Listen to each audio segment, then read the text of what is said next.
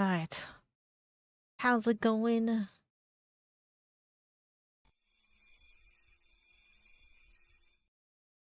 Alright.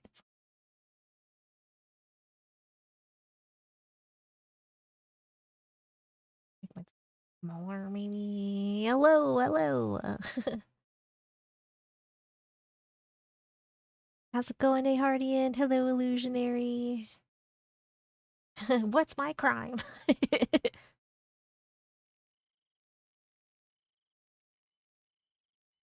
How how is everybody?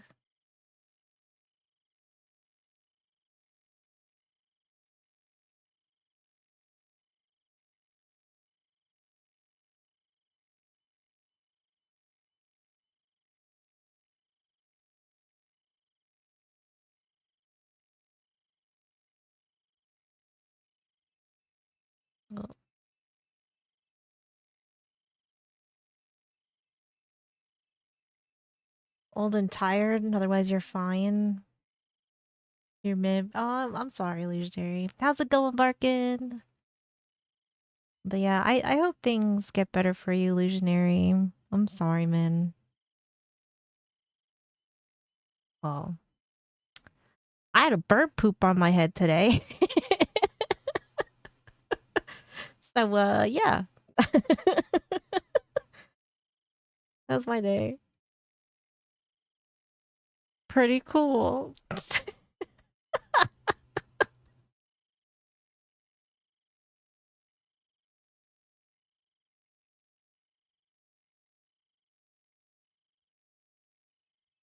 Dear, that's good luck. Is it really? I feel like that's bad luck. That burden OP? No! Is it good luck to have a bird poop on your head? Some say it was deserved. No, I didn't deserve it. In many cultures, getting pooped on by a bird, especially on the head, is considered a sign of good luck or unexpected blessings. Well, I got the shit blessing today. That is what. That was just. I scrubbed my hair twice. It says Italy and Greece. It's seen as a divine gift, like the universe handpicked you for a surprise windfall. Russia, Turkey, Hindu traditions, bird droppings are associated with wealth, prosperity, and blessings. Doesn't mean I'm gonna be rich.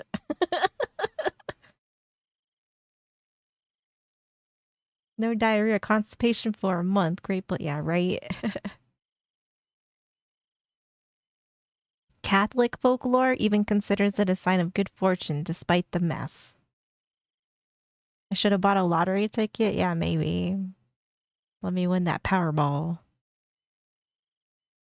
This rare event. Odds of it happening are super low. Some say 1 in 5 million, so it's treated like a cosmic lottery ticket. So I should feel special because I didn't. The spiritual message. Birds are often seen as messengers between realms. A poop drop might be the universe's way of saying, heads up, something good's coming. Humility check. It's also a cheeky reminder life can humble you in the weirdest ways. I mean, it was something.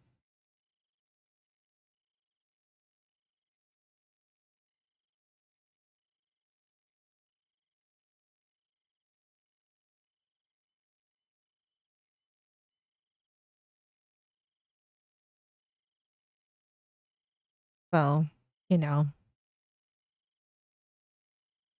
I guess that means it's a good thing. I don't.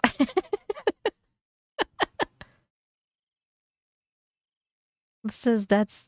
It says it's the universe's weird way of saying you're chosen.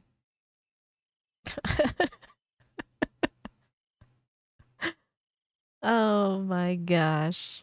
Yeah, maybe I should have bought a lottery ticket.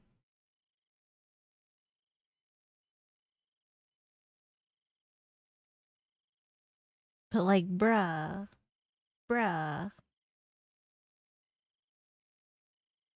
I got doo-dooed on. Scourges and I don't know. I don't know what I'm just gonna take it as I was unlucky enough. Yeah, skinny. I got I got doo-dooed. I got poo bombed. Dude, I washed my hair twice and I still don't feel clean. Like I don't I just still feel like ugh. It happens to the best of us. Are you really living it if you don't get pooped on by a bird? I don't know. Like, bro, but why? Why?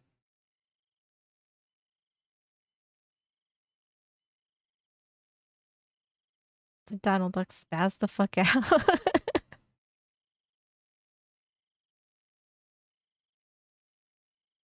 Yo, how's it going, Rambo?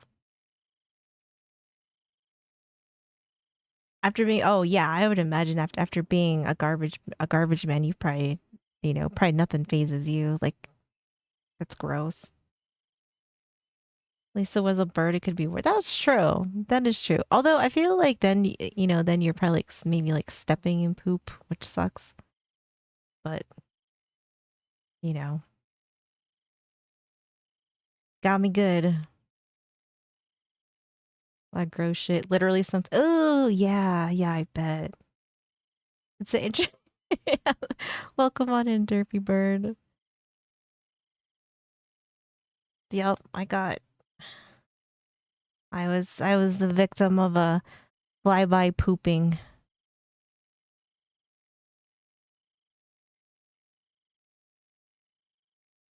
We're gonna watch some spoopy stuff, I guess.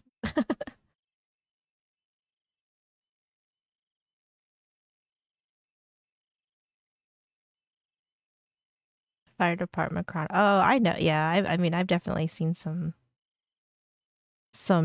shit. Literally,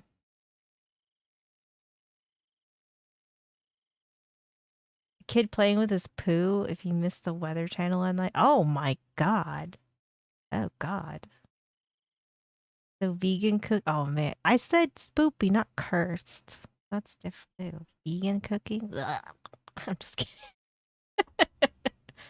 I'm not hating on vegans.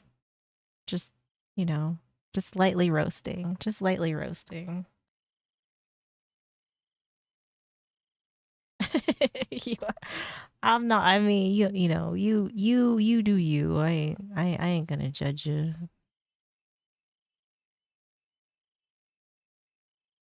Now that's scary. They need to be reminded occasionally. I mean,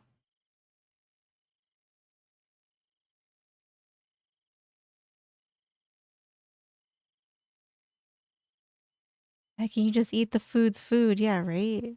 Exactly. When you say,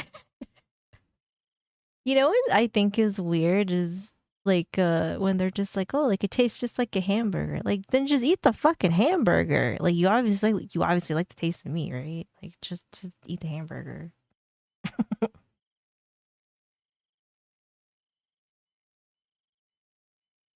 But still have a problem. Yeah. Well, plus like some of that stuff is like way worse than you. Like you're better off eating the actual thing.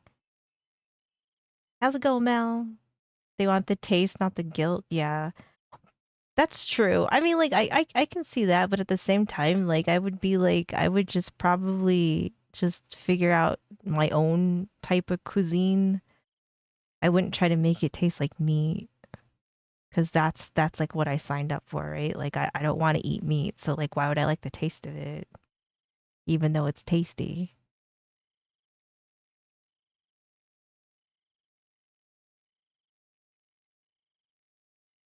Cause yeah.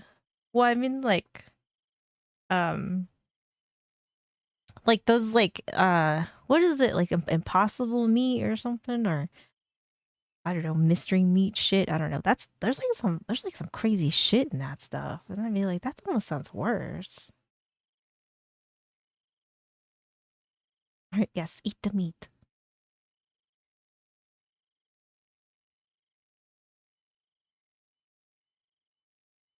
And whatnot, but yeah. I mean, I don't know. I'm not hating on them, but you know, just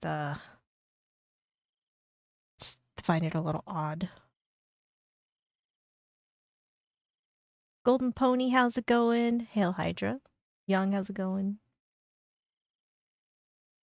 Like you're a toddler just eating yeah, right? The Impossible Burger. Like, have you read the stuff that's in there? Like, it is fucking crazy. Let's see. Let's see. Let's see how good this is for you. What is the nutrition label of the Impossible Possible Burger?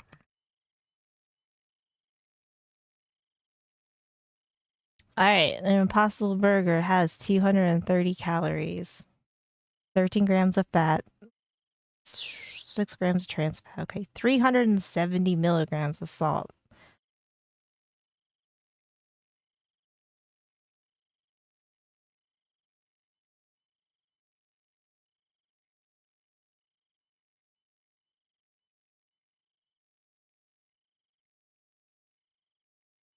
Soy based is cancer. I mean, I think it's like that soy oil, like soy lectin or whatever, is a little bit like you. I don't think you want that.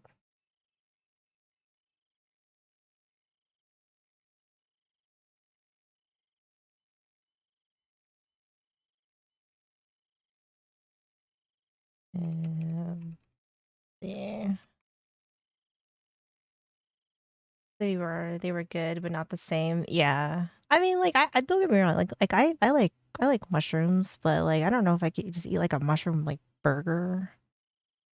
Okay, so the Impossible Burger ingredients is water, soy protein concentrate, which sounds gross, sunflower oil, and coconut oil, natural flavors, methyl cellulose, cultured dextrose, food starch modified. So I don't know, what is that? Like sawdust, yeast extract, dextrose, soy leg hemoglobin, the molecule that gives it its meaty flavor and reddish color, salt, vitamin E, L, tryptophan, soy protein isolate. Like there's like so much like bleh. Bleh.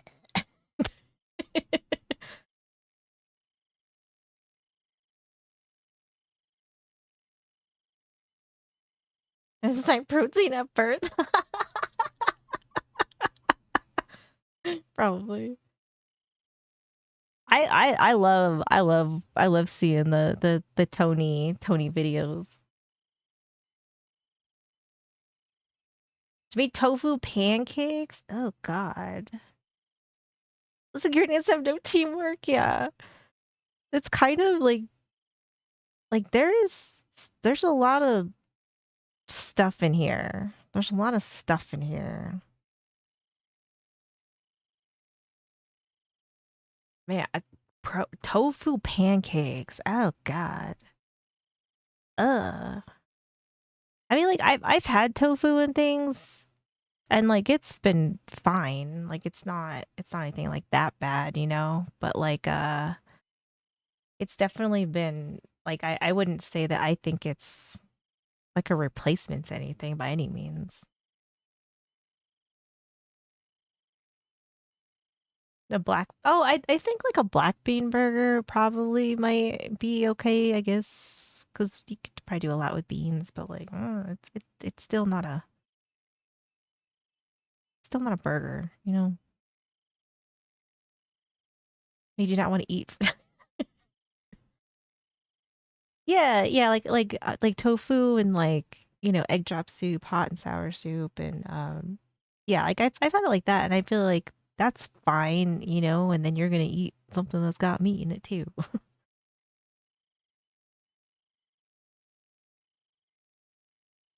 Is it known for bad cooking? Is that just because she uses tofu for everything? Have you seen those like tofurkeys, like those tofu turkeys that they were doing like for Thanksgiving? That shit looks, that is cursed.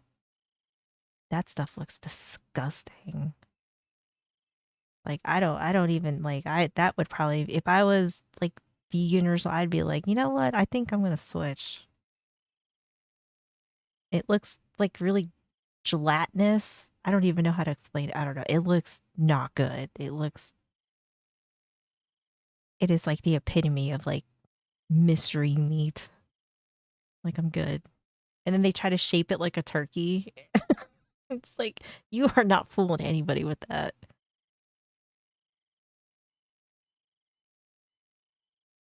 Talking mushroom and spices. Okay, so like that actually like seems like that's like decent at least. Like there's no weird shit in it.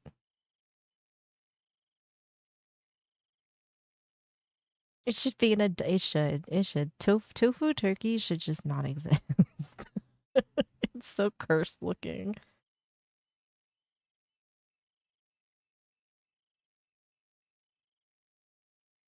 Otherwise, yeah, tofu doesn't like have much of a flavor. I've had like fried spicy tofu, like, and it was like, I mean, like it's okay. Like it wouldn't like not by any means would it ever be like a go-to for me. Should feel horror. I agree. Yes, if you serve this, you should just be uninvited. Like you should just forever be uninvited. Like you can't come, you cannot come back next year, and you like this is an abomination. Without the bacon taste, that's like almost depressing though. Yeah, like I think there's like places for tofu where it's fine. Yeah, I would agree, but it's definitely not like a main character, you know. I don't feel I think it's like a sub category like topping.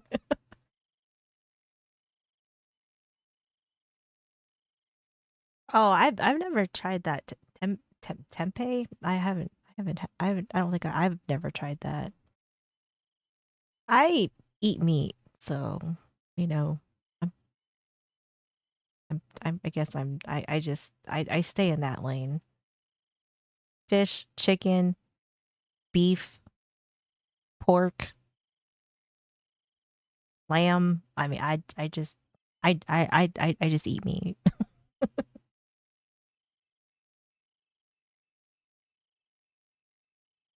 Oh, it was on an episode of Food Wars. Oh, that's interesting. Yeah, I don't think I've ever had that. All right, let's get started, shall we? We're gonna watch a haunted house. This is America's most extreme experience. Alone. POV. The 17th door. Maybe this would just be good to watch, like, you know, like as a warm up as people like get in here. Haunted by Two Free Prime. Bro, it's, you know, people be trying everything to, you know, be like meat, but it's never gonna be like meat. Never gonna be that. It's just never gonna be that. Italian sausage with mushrooms and hamburger. Oh, that sounds good. Sounds delicious. Right, it's spoopy time.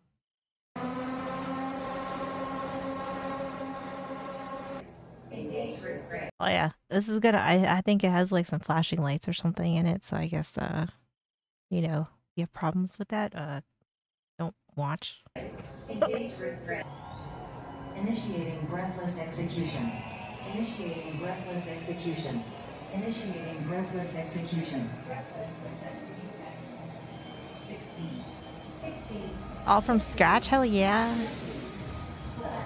Doesn't you know that doesn't sound like that doesn't sound bad, cause I mean I don't know. I eat the meat.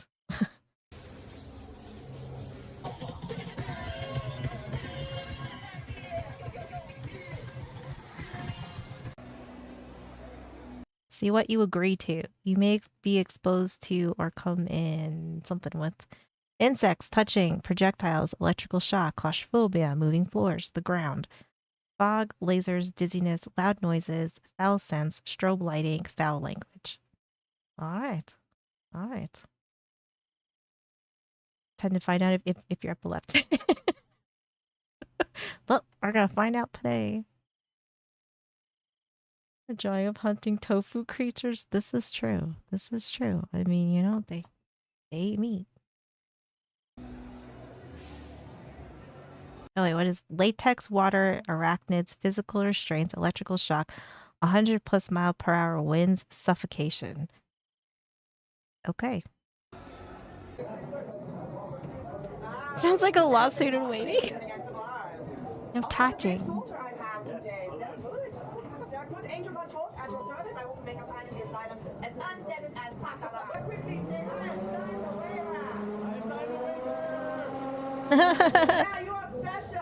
I like this lady though. This lady's cool. I will give you a happy pill. Don't worry, it would only Oh, take happy a minute pill. for it to be effective, okay? And you'll be just fine. Press the red button. Sehr gut. Auf Wiedersehen. I like that lady. It's Molly. Oh God, can you imagine? All alone, but come over here. Let's go with some quick rules then. Okay. All right. Now, do look, you're fine, but if you don't, you get hurt, you get bit, or you die. Well, you signed a waiver.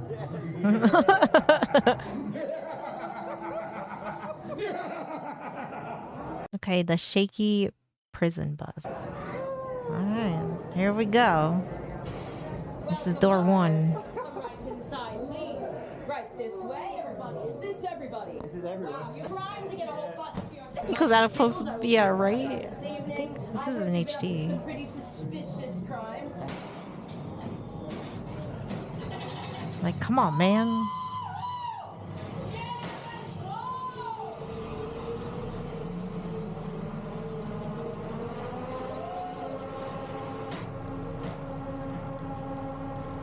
Alright, this seems pretty tame. This doesn't seem like it's so bad. I just hit a person! What are we gonna do? Shit, who's driving? Just hit a person. I mean, you know, shit happens. Sorry about that. All right. Right down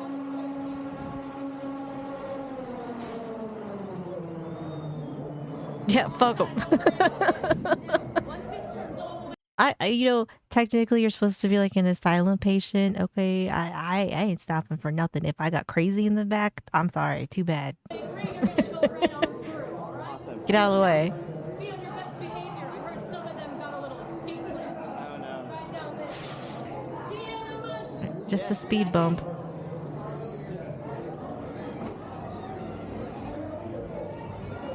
Okay, so there's 2. Just one. Yes. Barbershop hairs chopped or shaved. Oh hell! Oh no! Oh no! Nope. I'm out. I used to group of 1, but with cameras everywhere. Like, it drives me crazy. We're gonna go with like 1, 2, 3 right here. Oh, just that? That's fine. Thank you. The cubicle cushions lock you in place as tarantula crawls on your face. I could not do this. Oh no! Hello.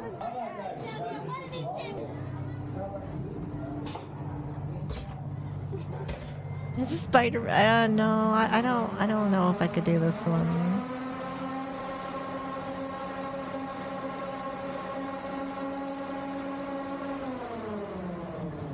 He's a doctor, okay? He's checking your temperature. I'm just checking your temperature. Oh yeah, he likes you. He likes you. His name is Timmy. His name is Timmy. Hi, Timmy. His name's Timmy.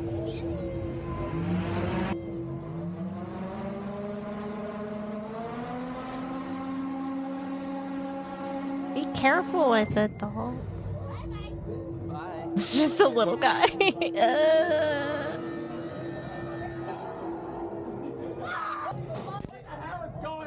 Electric charge corridor. Is he gonna get shocked? Tase him! Special friend. So he won't mind if I crush him up and snort him. No, the opposite. I don't know about that. I don't Opposite. feel like that. We'll get back to your cell either way. All right, okay. Listen. We gotta get out of here, okay? We need to get out. Just try to keep up with me, okay? Yeah. We have to escape. I've been in here for years. I'm tired of it, all right? Escape! Let's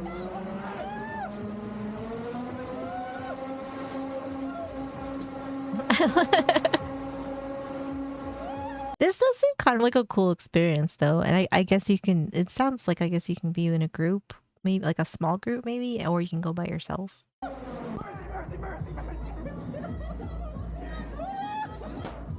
I'm like, as long as like spiders are not near me, I'm fine.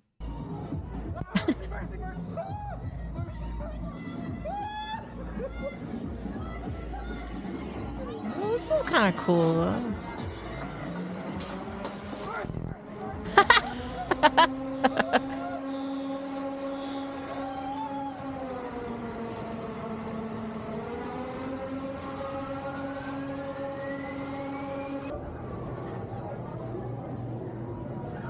Which way? This way? That way? Oh, Oh. Here?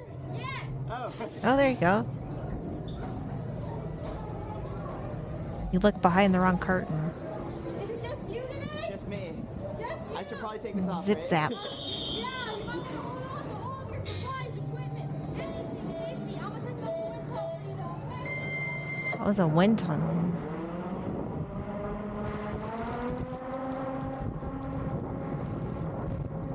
Oh shit.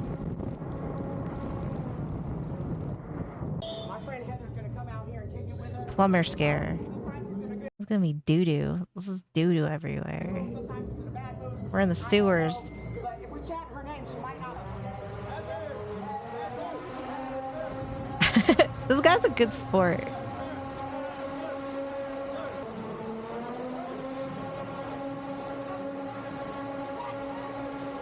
You know you're gonna be scared. San Francisco. Oh, probably one and the same. One and the same. Shit everywhere. Literally. Let's go, let's go, let's go. Is it just you, good stuff? Just me.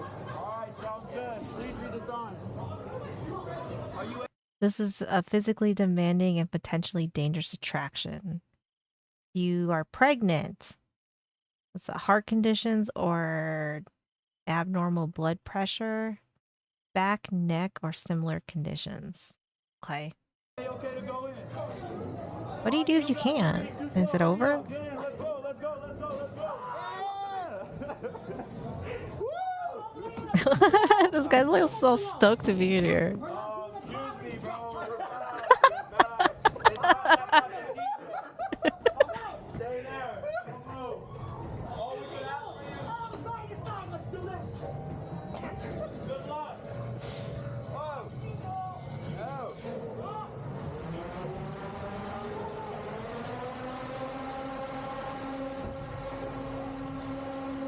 Oh. Was this like a gravitron? All right, bro, get up, get up, get up the wall. This wall. There you go. Good kid. Held up. Oh, that's kind of crazy.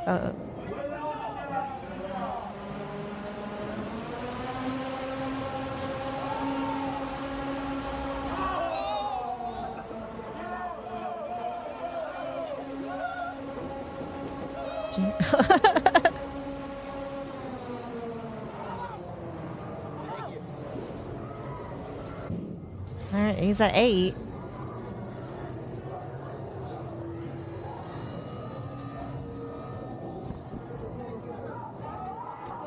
This is locked in below freezing chamber after dodging chickens. The chicken attack. Only one person, huh? Yes. You did by yourself? Why did you by yourself? Why did you by yourself? Who the fuck are you?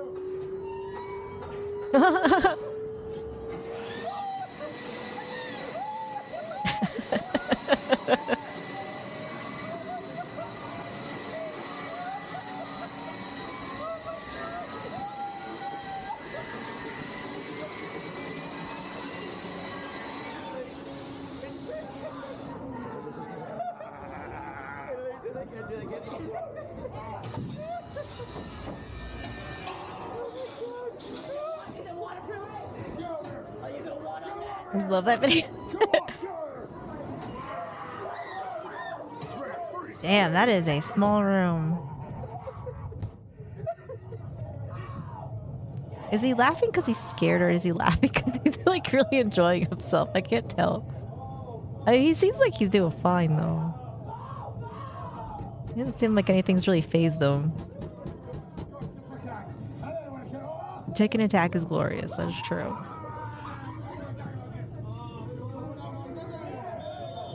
I mean, he's on his phone.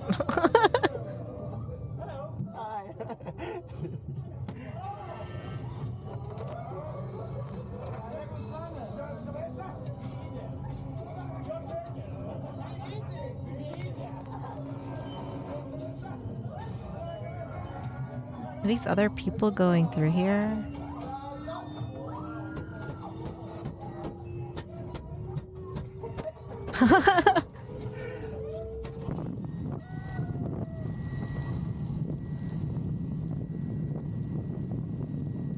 In scary places, right? I mean, it seems like a, I don't know, like maybe like a interactive type thing. I don't know, like it seems like a, like maybe like an immersive experience more so than like a haunted house. How much of a pussy you are? It's fine. It's fine. It's okay. To be fair, I don't know if I could do this alone. I don't like people being that like this close to me or touching me, so. GB, thank you for the snack tax. Electric fence starts dropping from the ceiling.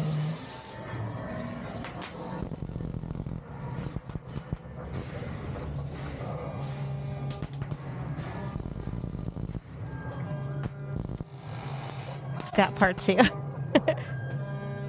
I don't know. Like, there's some of the stuff I like. I think I'd be fine. Like I would say majority of the stuff I'd be fine with. But it's just I don't know. I don't really like. I don't enjoy being around strangers. Let alone, I don't really like strangers touching me.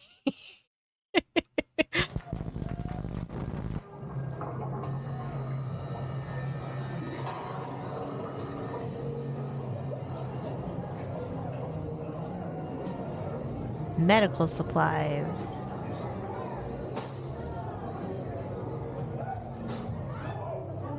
Cockroaches placed on and in your clothes. And the fucking touching. Like the tight spaces, I don't think would really bother me a whole lot. The bug part, probably like it probably make me pretty uncomfortable, but yeah, I would say like maybe just the bug thing, probably just you know, throw hands or this type of thing. Yeah, like I don't know. I don't know. I mean, I'm only 5 feet, so like I'm not really like I'm not gonna do anything, but I would not enjoy being this close to people. Can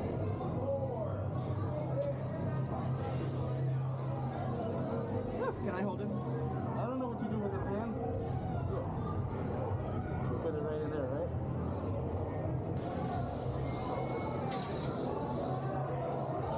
Get just the roaches away. Yeah, like this.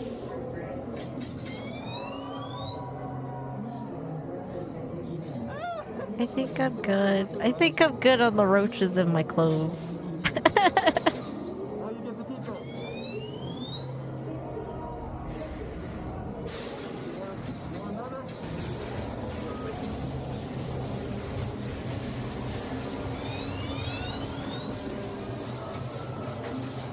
6'2", 290. Someone's gonna feel.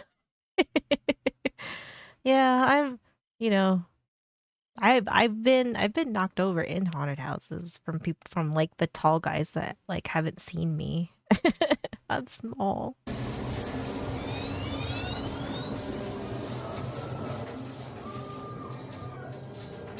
Yep, I am small.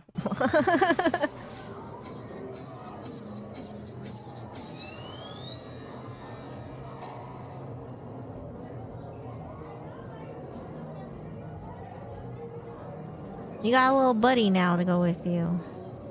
Oh, You want to pick that up? Put it in your pocket. That's your friend, son. Put it in your pocket. Let's go. Get on the line. Get on the line. oh, these are other Engage restraints. latex Engage hug. restraints. Engage restraints. Engage restraints. Engage Yeah, fun restraints. sized. Initiating breathless execution. Initiating I'm breathless execution. just a little gremlin. Initiating breathless execution. 16, 15, It sounds like a porn. It kind of does.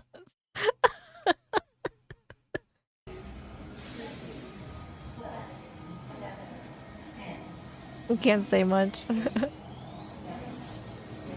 Yes, I'm not a big person.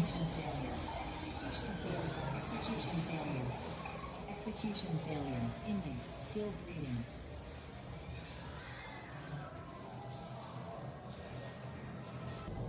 See, like I wouldn't even like this wouldn't bother me. What would bother me more is like how many people's faces touch this.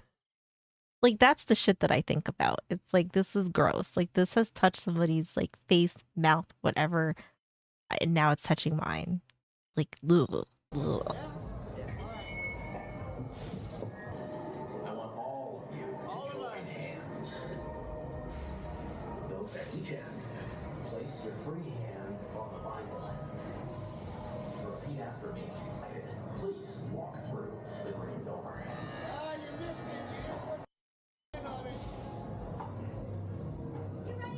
Could have done a hand. True. It could always be worse. Buried head deep in balls. What? Wait, that doesn't sound right. Paran, how's it going? It is 9:00 p.m. for me.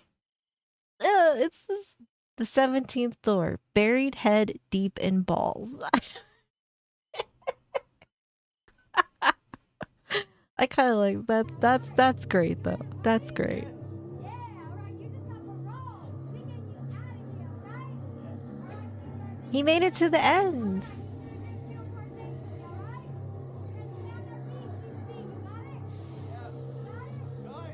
Oh, it's 8:30 a.m. for you? Well, good morning.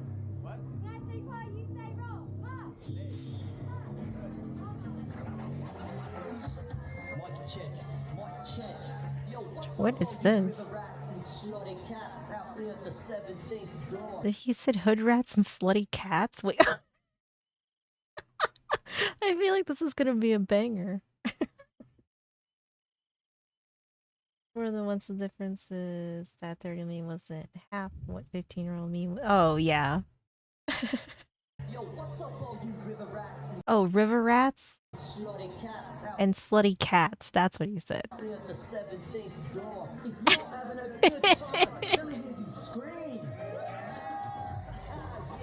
I love how this guy's such a good sport though. Like he's dancing, he's having it seems like he's having a great time. Well, I'm CJ, clown DJ, tweaking on the wheels of steel, and I'm here to help you get paroled so you can get the. Oh, he's getting paroled. I'm a changed man. I'm a changed man. Okay, your freedom. Let me hear you chant parole. Yeah, yeah, yeah. Here we go.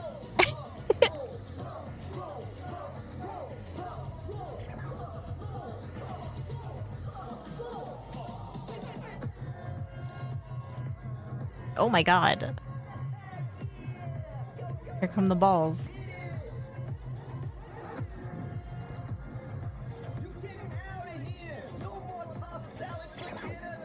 He said no more tossed salad for dinner tonight. This is a banger. This is a banger.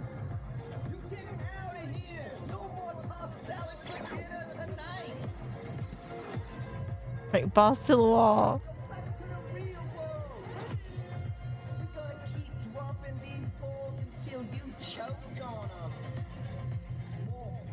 Tossed salads with dessert.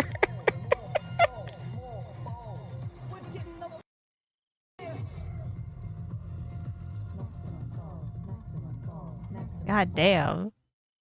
Well, that was quite the experience he had, I would say. I'd say that's quite the experience.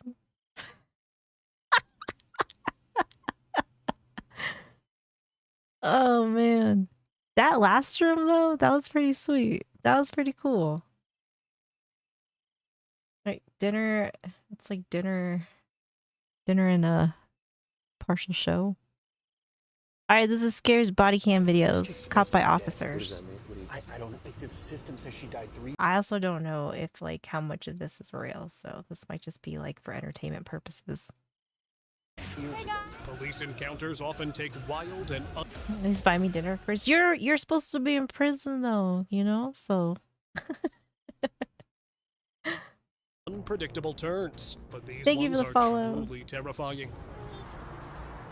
Their body cams captured ghostly entities, demonic possessions. Right, don't drop the soap. An encounter so scary, even the bravest officers were left shaking.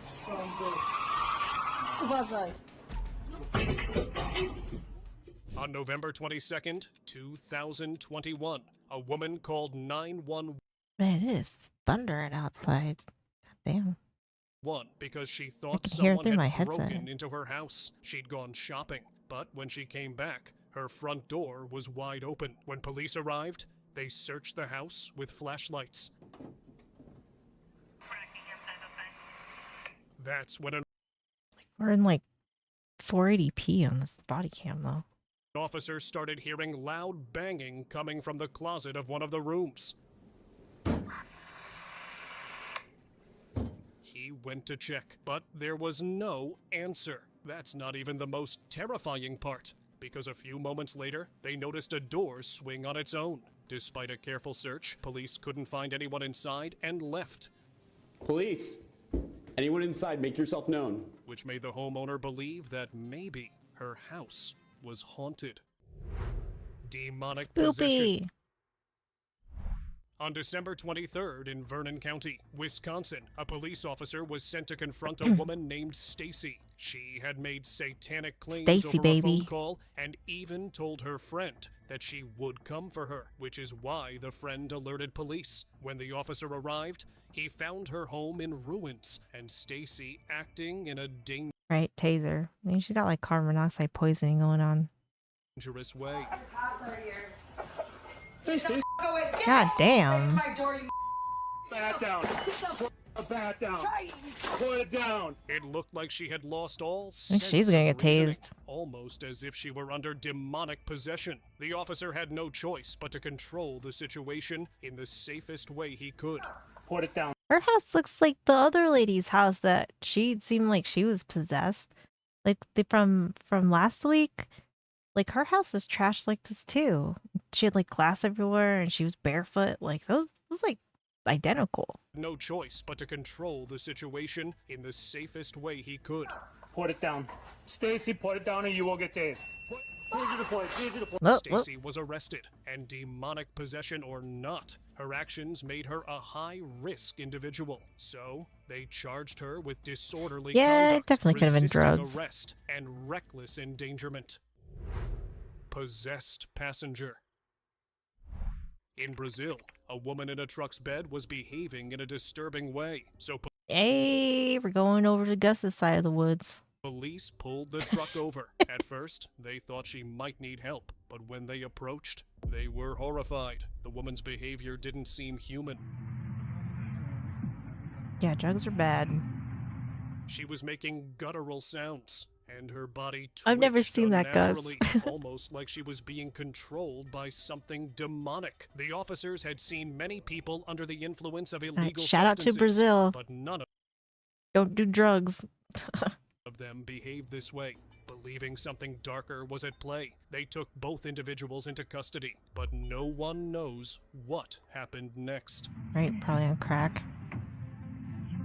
But she definitely seems like she got something going on. Demonic possession.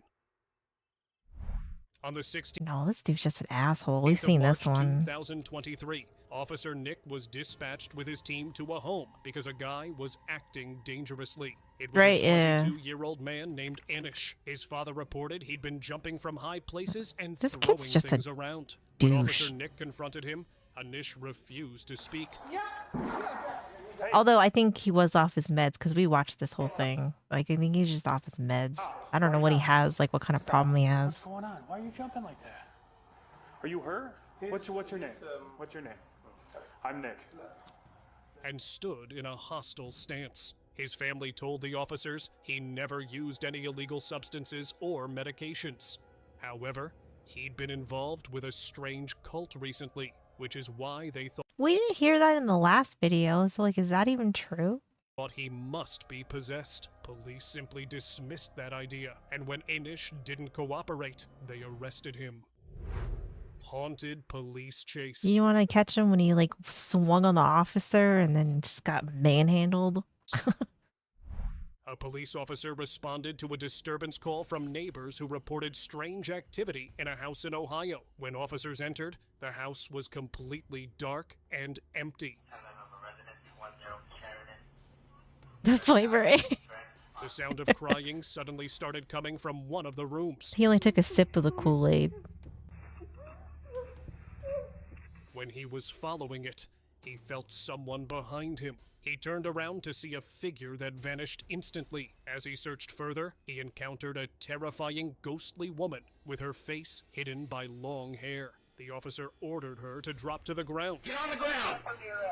Get on the ground! Right now! But then something horrifying happened. By the time backup arrived, it was too late for him. God, why is this body cam so Police terrible? teleportation.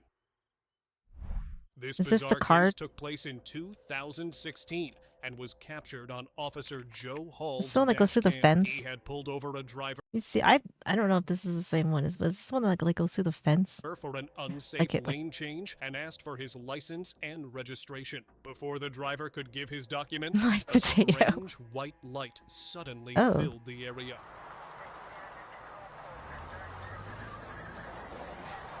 The light was so bright that they couldn't see anything. But then, something even more mysterious happened when the light vanished.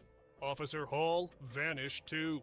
It seemed Oh, see, like this, I don't believe. This looks like, this looks like this was made. as if the light had I'm not transported buying him this one. somewhere else. The suspect panicked and immediately drove away, and Officer Hall wasn't found again. Aliens, right? Yeah, that one. Horrifying Oh my gosh, that's loud. Oh, damn. screams. He sent me the Badger video on Discord. You guys might hear it. Bitch. Something about lightning.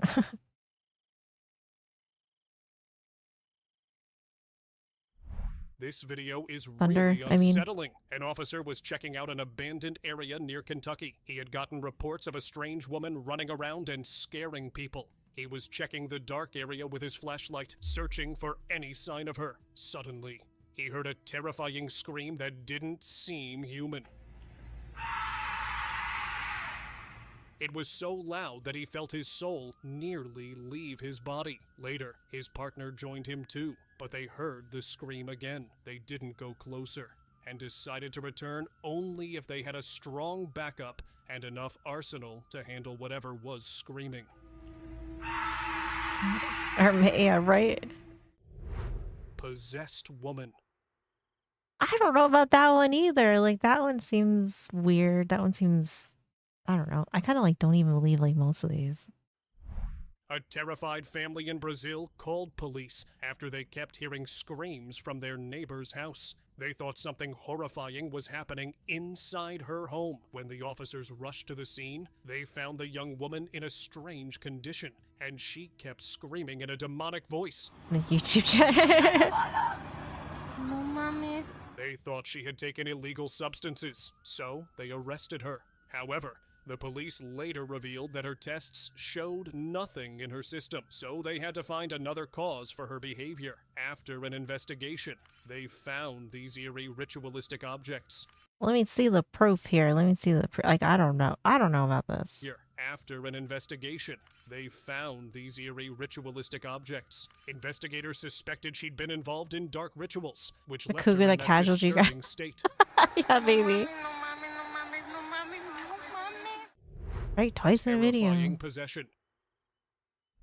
Police went to handle what they thought would be just an unhinged person, but they found I mean, I don't know how he knows that they tested her for drugs, right? I don't know. something devilish I don't know. instead. In I'm a say small sus. Polish village, a woman named Kamilka wouldn't leave her home's attic. She was screaming and growling like a devilish entity. Why are you strobing this? Like, are we in a haunted house? Villagers said her behavior had super changed tweaker. ever since she returned from a remote forest shrine. That night, when she lost all control,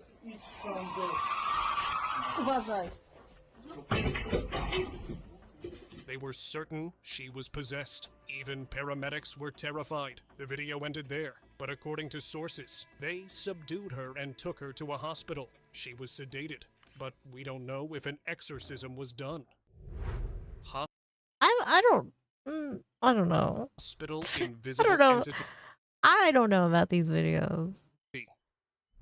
This footage was recorded inside a hospital in Denver. A security guard did something strange during his rounds. He stopped by the waiting room chairs and began speaking to someone, but no one else was visible. As he walked away, the balloons floated behind him down the hall, as if following him. He even turned and spoke again to empty air. However, the guard didn't realize he'd been talking to invisible entities until he saw this footage and couldn't understand how that was even possible. Restless souls. On August 13th, 2018, in Frederick, Colorado, We all float a down man named here. Christopher Lee Watts ended Okay, so if this one's gonna be something weird, I'm gonna stop watching this video. his own family. He was later arrested, and his punishment was 5 life sentences. But even with such punishment, the family's souls never seemed to find peace. When Yeah, I don't know. Like, this is bad. police I entered the house apologize. for investigation, It had like a lot of views. Like, this is bad. they reported strange activity. They heard soft giggling from one room. Yes. Later, their camera caught a small figure moving on the stairs. They even seemed to have captured the wife Shannon's spirit as well, and heard a voice saying, "This is our home." Okay, I'm done with this video. This is terrible. This is terrible. Like, come on, man. Oh my god. All right. This one is horror movies that are actually terrifying. This one I actually like am interested in because I'm always looking for like movies I haven't heard of. So maybe this one will be promising. People keep saying modern horror is trash, and they're not wrong about most of it. But I mean, like, I don't even like mind the voice, honestly. Like, but like this was like, I don't know, it just sounded like a crock of shit. I've got 10 movies here that prove genuinely terrifying cinema is alive and well, assuming you can actually find them, which is half the problem. So starting things off, I'm going to talk about Lake Mungo, and likely it's probably sitting on some streaming service you've never heard of, charging you $12 a month for the privilege of watching 3 movies from 2003. I spent more time trying to find this thing legally than I did actually watching it, which is saying something because this movie is slow, really slow. How's it But here's going, the weird 12? part. I've got crippling ADHD, bad ADHD. It's hard for me to sit through most things without checking my phone every 10 minutes. The Witch, I couldn't do it. It was just too boring for me. The Witch really wasn't that good. It really wasn't. Sue me. But Lake Mungo had me glued to the screen for the whole 90 minutes. And honestly, I loved every second of it. It's this Australian movie that looks exactly like one of those true crime documentaries your mom watches. What is that supposed to mean?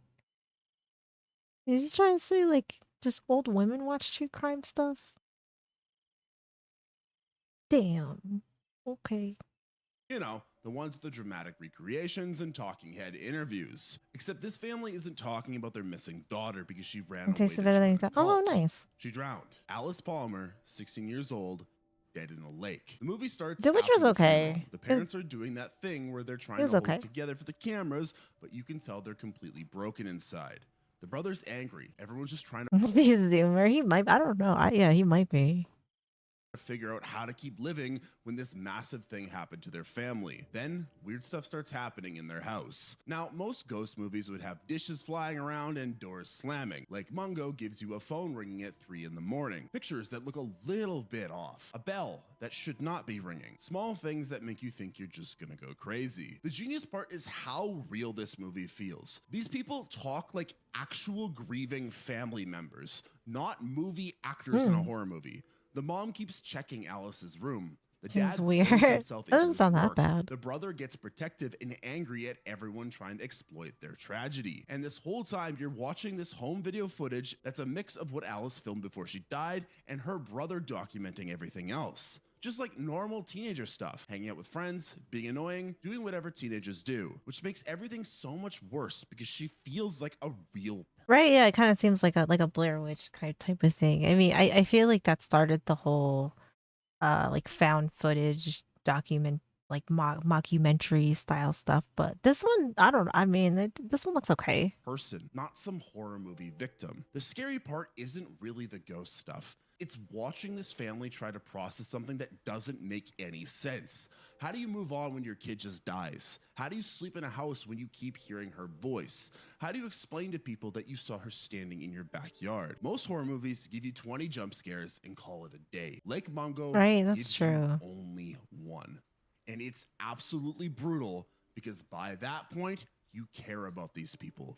You've spent an hour and a half with them and you want them to be okay. The But 99 they're not movie. okay. I haven't heard And of neither that. will you after you see what Alice has left behind. And speaking of disturbing found footage that is going to give you nightmares, this next movie was literally filmed at one. Back in high school, I dressed up as a clown and chased people with a chainsaw. Now you might think, holy, you are a psychopath. But I promise Nah, you're good. You're good.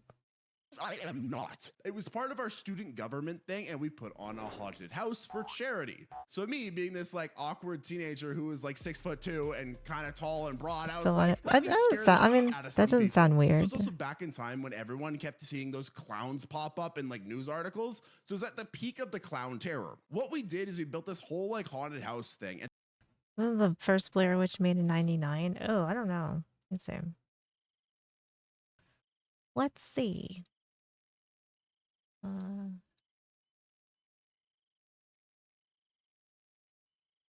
When was the first Blair Witch? Came out July 14th, 1999. I saw it in IMAX theater and it made me super sick.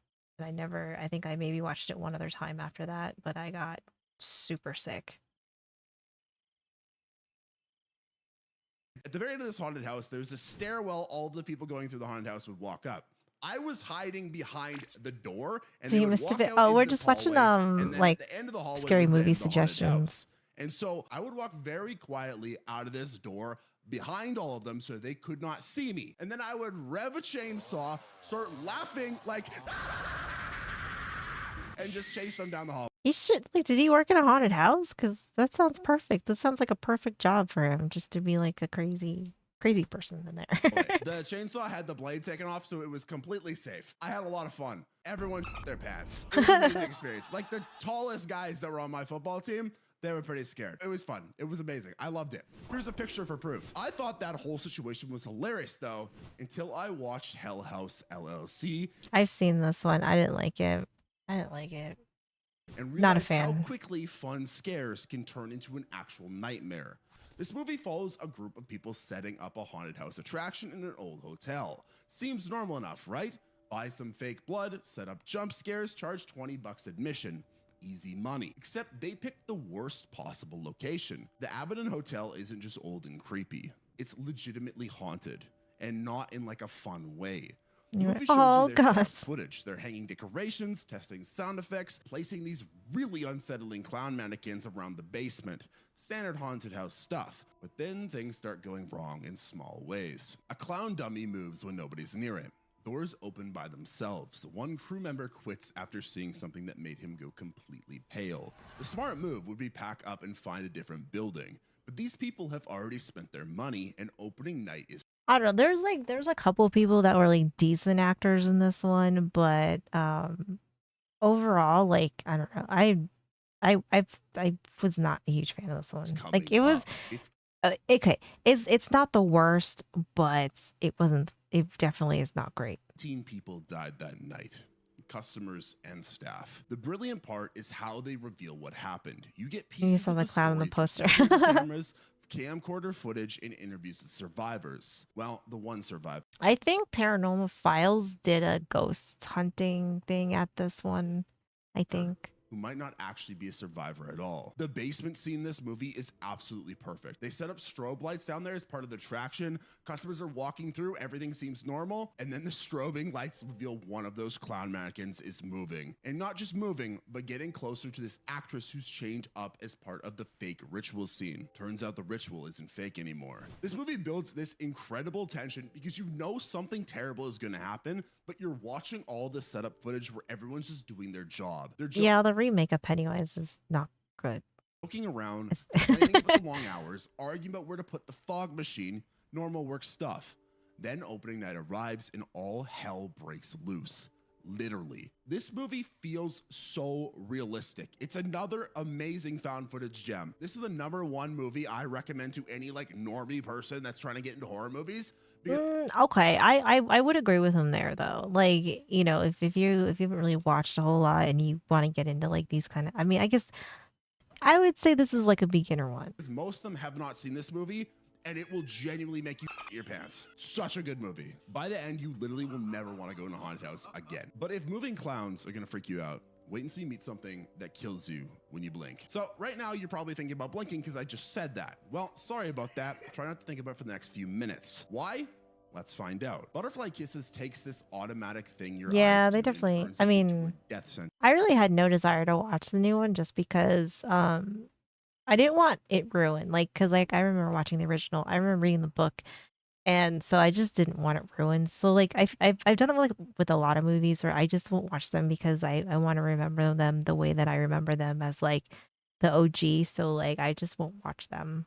Find out. Butterfly Kisses takes this automatic thing your eyes do and turns it into a death sentence. Some film students in Maryland heard this local urban legend about a tunnel where you can summon something called Peeping Tom. This is what Peeping Tom looks like, and he tells you need to like and subscribe. Oh my god. No. That's a knife. To the channel, right? Anyways, Peeping Tom. The rules are It simple. was in line with the Stand novel. Oh, at the well, entrance that's of a good. tunnel at midnight. Stare down the dark tunnel for exactly 1 hour without blinking, and this thing 1 hour without blink. What? What? What the fuck? Okay. will appear at the far end. But every time you blink afterwards, it gets closer. The students figured they found a loophole though. Cameras don't blink, right? So they set up equipment and started filming. Terrible idea, but great for us because we get to watch the footage they left behind. And there's a lot of footage. This whole movie is structured as a documentary about the documentary. Some guy named Gavin finds these tapes years later and becomes obsessed with proving they're real. Nobody believes him though. His wife thinks he's losing it. Film experts call it fake. Even the Blair Witch Project director shows up to basically say it's obviously staged, which makes everything way more convincing. The original footage shows these two students getting way too deep into something they should have left alone. They actually managed to summon this Peeping Tom thing. You can see it in their video. This tall figure stands. Yeah, like I think found footage unfortunately got a little too saturated. So, I mean, not to say that there aren't good ones out there that, you know, like among the oversaturation that it kind of, you know, like it like that found footage kind of blew up to be. Like there's obviously like some gems in there, but I would say a lot I would say it's very hit or miss. Standing at the end of the tunnel, perfectly still. Then the camera cuts away for a second, and when it comes back, the thing has moved closer. The whole movie becomes this slow countdown. Every blink brings death closer, and you literally cannot stop Looking yourself for your from phone, blinking yeah. because your body won't let you. one of the students completely It's gonna loses get it way and deep starts in. Yep. seeing Peeping Tom everywhere. I mean, his name's Peeping Tom. Like, could we have come up with a different name? Of all the names you could have chosen, you went with Peeping Tom. Like, bro. In windows, behind trees, standing in his bedroom. Yeah, The like, other one yeah. gets so Good is a very generous word. I would say. The genre, but it was already getting old before it. Paranormal Activity, I guess. Oh, Paranormal Activity because they made like 20 of them. Yeah. desperate that she does something that is so unbelievably disturbing. I'm not going to spoil it for you, but you just got to watch the movie. The movie shows you the aftermath of that decision. The girl who did the crazy thing is in a mental hospital, still insisting that she can see Peeping Tom coming for her. She can't escape, and she can't unsee what's hunting her. Meanwhile, Gavin in the present day is going through the exact same spiral. He's so determined to prove the footage is real that he starts experiencing the same things, seeing figures in dark places, feeling watched, getting more and more paranoid. Then, Gavin disappears too. They find his body later, and suddenly the documentary team realizes that they might be dealing with something actually dangerous. Not just old footage, but an active thread that spreads through the tapes themselves. Again, this is another found footage movie. Call me a for found footage, but I think it's one of the best formats of horror movies. I also think it can be one of the worst because there's a lot of found footage movies out there because of Oh yeah, see, yeah. how easy it is to make. But I think when it's done well, best type of horror movie. Unfortunately, there's a lot of You watching Dragon Ball Z on your mobile these days? Nice, nice. in that pile. You know what? People gotta try though. Right. You gotta make Right. movies. We got Contact the Foundation. Have you seen some of the first YouTube Round 'em videos I up. made? They are horrible. The only way I got to this place is by being so that I got good. That's literally how you do everything. Ultimately, though, this movie is terrifying. But at least Peeping Tom let you choose the horror you went through.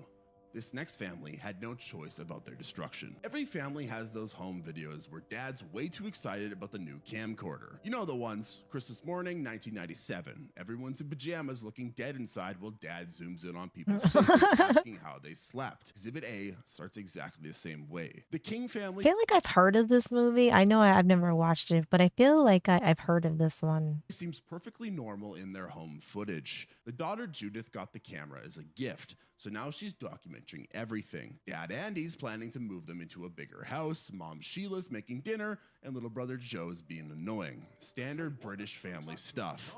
Yeah, they're British. Andy's the star Damn. Damn, that was a roast. of these early videos. He's one of those dads who thinks they're funnier than they are, making jokes behind the camera, talking about his big promotion at work. What Classic dad movies has he behavior. You done? have seen this dad before. He's the guy at barbecue. Oh yeah, I've seen this meme. Okay.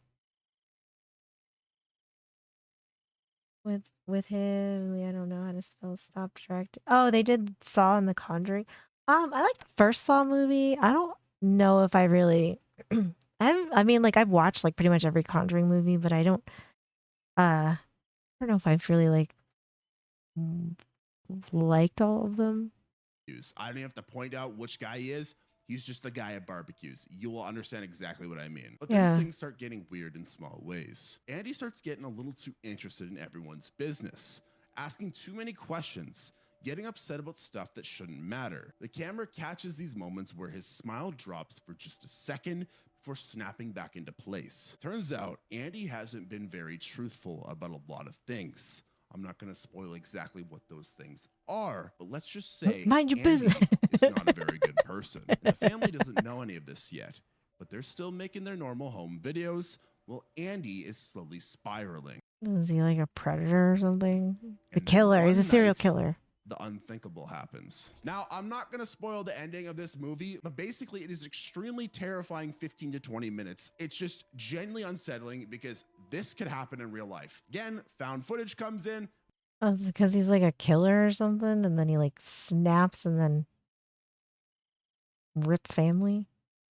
Makes it so much more real, and you are forced to watch this movie through the perspective of a child. With It's this Chipper in his beautiful dream, use of yeah, maybe. pacing to this big snap. Although like this one actually doesn't sound so bad though. Like I would like this one I would actually watch. Maybe. Point, And then Yeah, it's just a I've seen cluster. most of the Saw It's amazing though. movies. So we've learned that families can be destroyed by certain things. But what happens when there's an evil out there that's older than humans themselves? Because apparently the Vatican has a whole department for checking if miracles are real. Imagine that job interview. So, what do you do for work? Oh, I verify whether or not God is personally intervening in people's lives. You know, pretty standard stuff at the office. That like the Jesus toast stuff.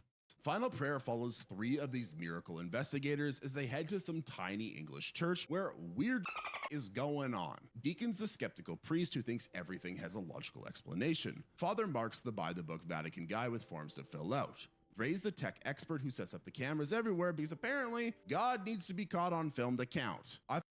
You know, you gotta see it to believe it, right?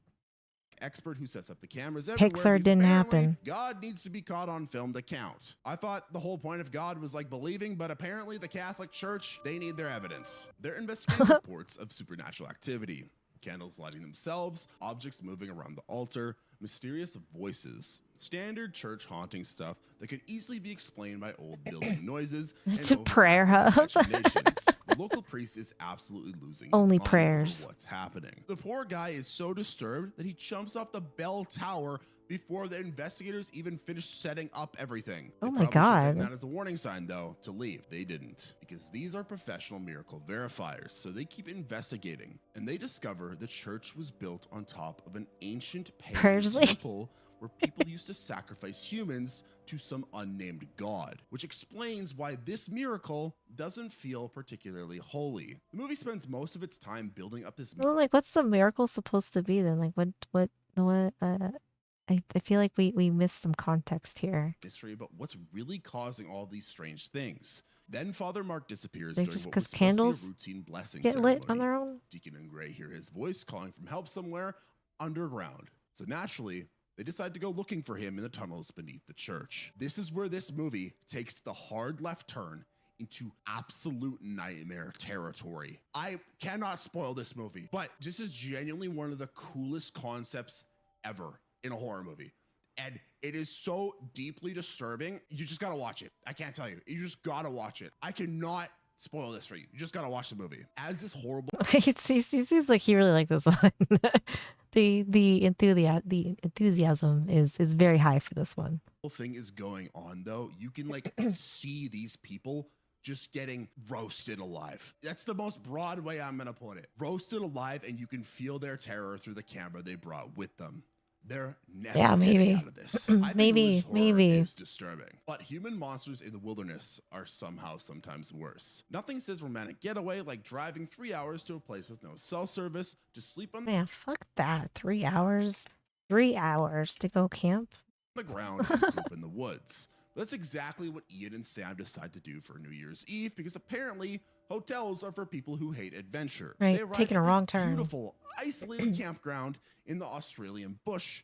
Immediately notice another family's tent already set up. Except there is no family anywhere around. Just their stuff sitting Oh, there. no. Camping chairs still out, food still on the table. Like everyone just vanished mid-dinner. Normal people would probably leave at that point. Ian and Sam decide to stay and wait for the missing campers to come back. Excellent decision making there, buddy. While they're setting up their own tent, the movie starts showing you what actually happened to that other family. Not all at once though, just through little pieces. A mom, a dad, a teenage daughter, and a baby boy who were just trying to have a nice camping trip until they met 2 local guys named German and Shook. These are not the kind of locals who give you directions to the best Well, this is like Deliverance. Okay.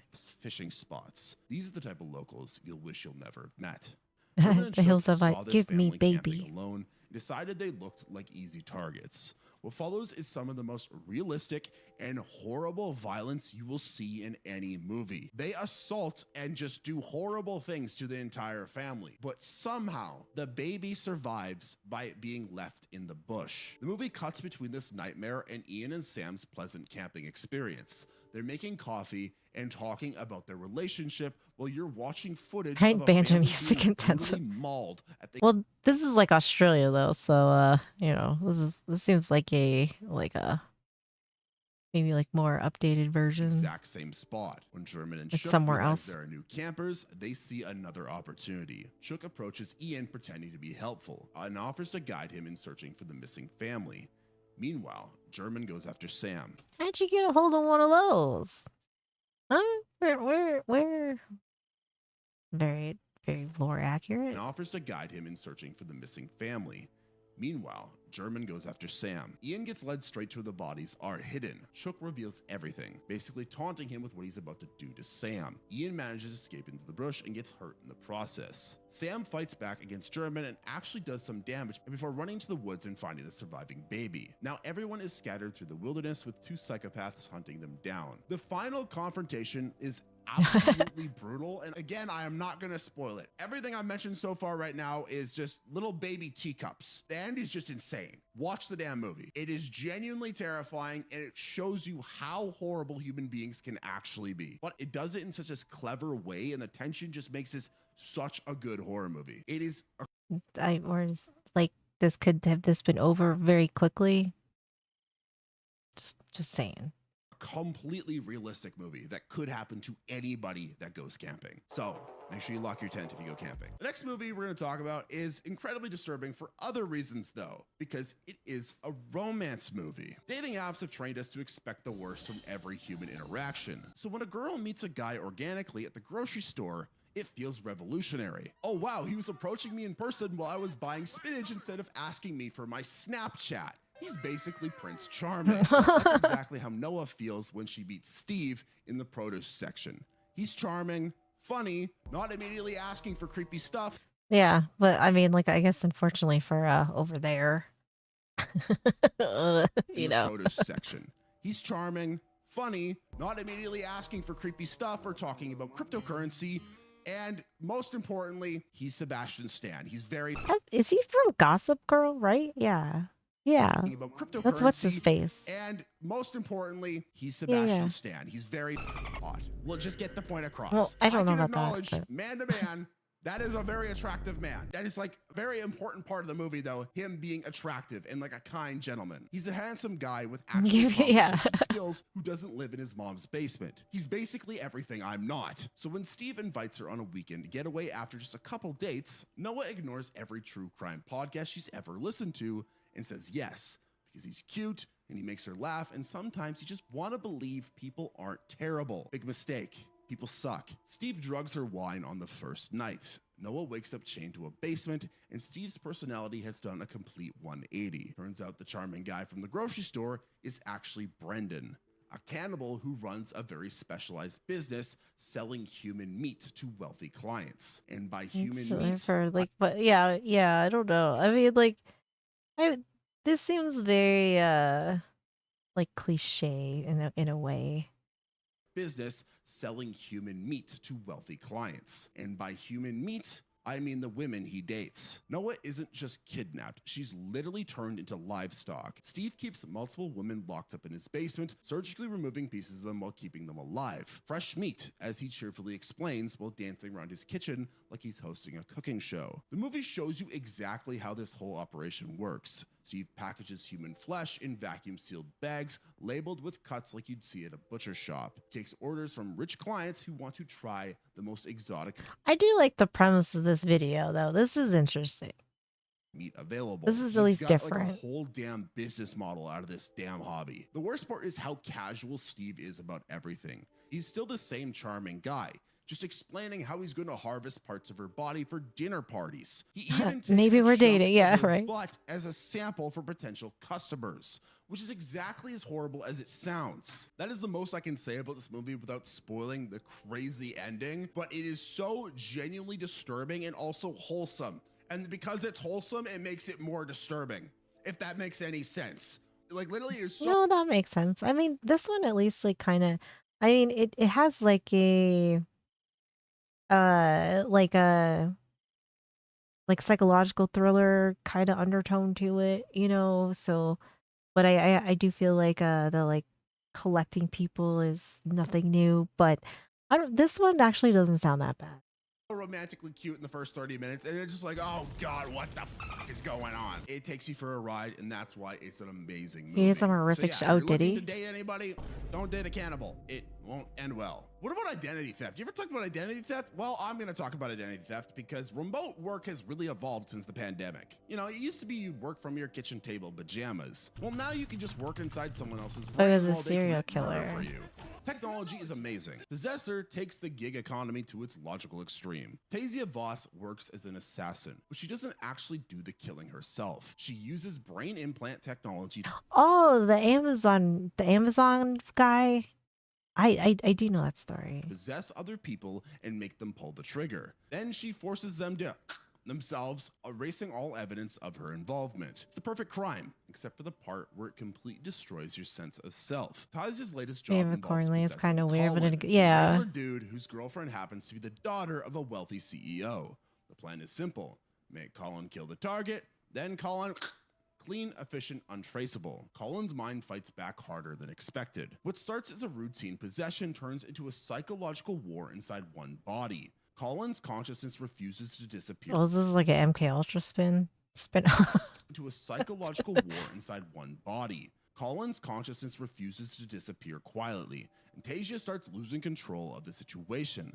Their thoughts begin blending together in ways that aren't supposed to happen. The technology starts glitching. Colin experiences flashes of Tasia's memories while she's stuck experiencing his. Neither of them know who's actually in control at any given moment. Colin might think he's making a decision, but it's actually Tasia pulling the strings, or vice versa. Things get really messy when Colin stabs the implant out of his own head, trying to regain control of his body. This damages the equipment and tangles their Yeah, minds this one together looks even this one looks more. Now interesting. they're trapped in some kind of psychological feedback loop. Reality and hallucination blur completely. The movie does not hold back on showing you exactly how violent this process becomes. When someone gets stabbed in the face with a fireplace poker, you see every puncture wound in detail. When skulls get split with meat cleavers, the camera does not look away. It's brutal and realistic and absolutely nauseating. The real horror isn't the gore.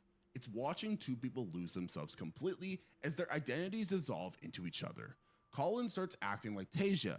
Tasia starts experiencing Colin's emotions. Neither of them knows where one person ends and the other begins. And the ending is just plain disturbing. It's a Yeah, this one seems cool. This one actually seems like very like a cool idea.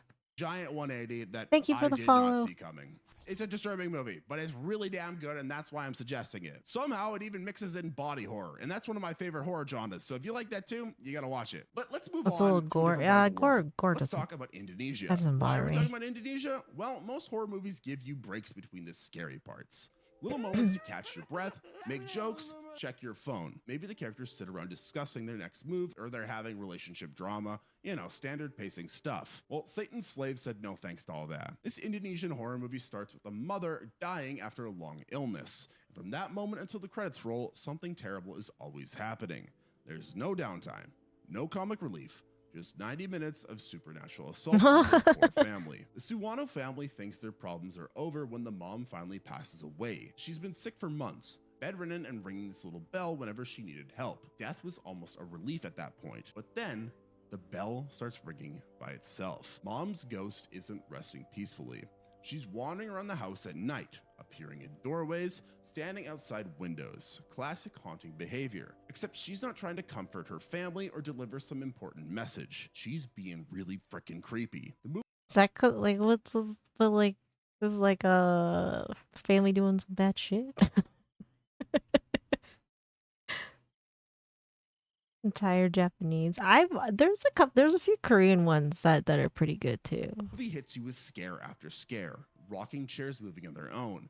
Faces in mirrors, hands reaching out of dark corners. It's relentless in the best way possible. Just when you think you can relax, something else jumps out at you. The Ghost Mom is just the opening act. And I'm not going to explain what that pact is, but you will not see it coming. And once you see it, it will all start to make sense. What really makes this movie scary is how in-depth they go into building out this folklore. It makes it even more scary in the sequel, which is just as good. If you like foreign horror movies, you I kind of like movies that have like the like when they can like make stuff off of folklore from like from those countries. I think that that's cool.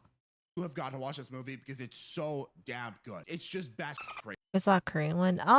There one that we watched was The Wailing, and it's about like some Korean folklore that's like about like like it's kind of like an interesting one. It gets it's a little crazy, and there's like a lot that kind of goes on with it. But that I didn't think that one was really that bad.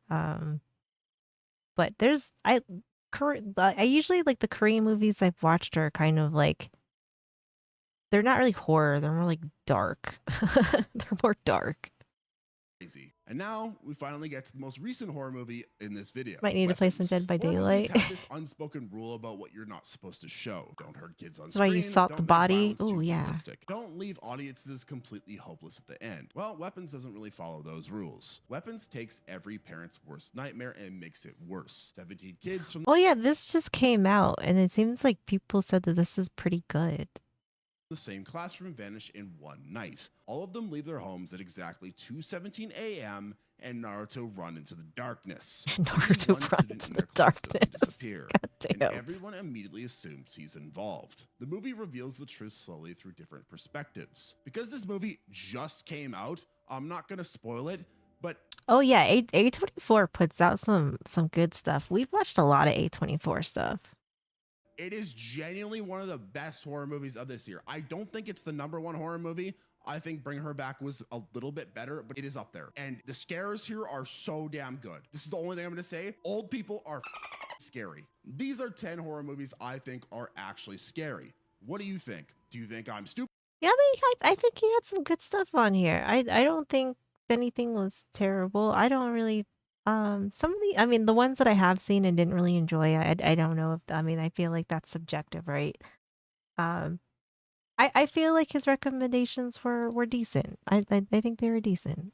So I don't think it's I don't think he did a bad job with this, honestly, because I would say majority of them I have not heard of, and then that the weapons one I know that one just came out, so it seemed like a lot of people were saying it's really good. So maybe we'll have to watch that.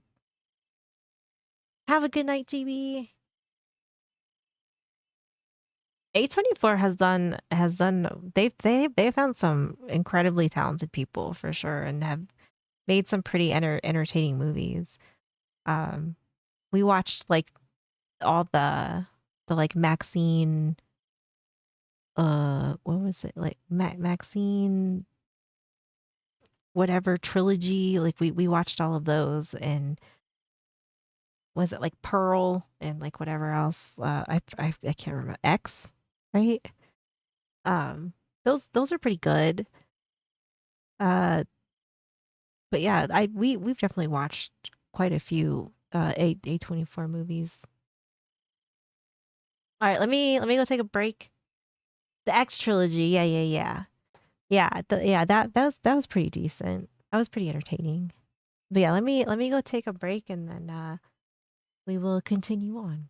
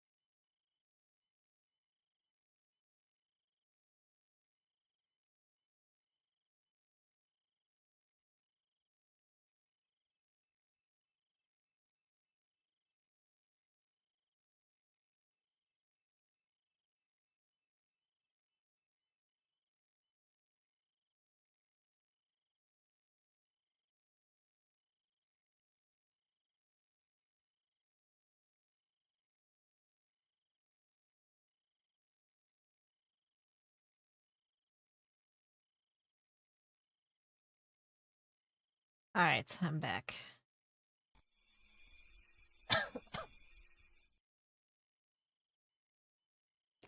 Get it? Oh, I don't know.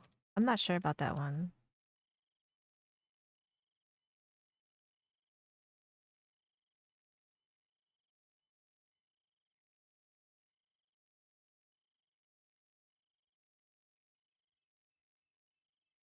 Okay. I got a snack. I needed a snack. I'll try not to make noise. It's like the wrapper, the packaging. What's A24? You know about the other? Yeah, I don't know. I've seen Hereditary. I haven't seen Midsummer or Get Out. I got these they're muffin tops. So they're like the tops of the muffin, I guess. It's just like the good part. I got blueberry. They're pretty good.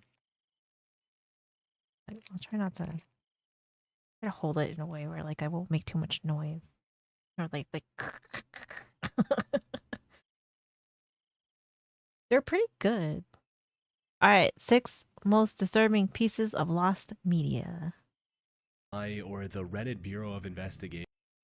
Unsolved Mysteries Lost Episode.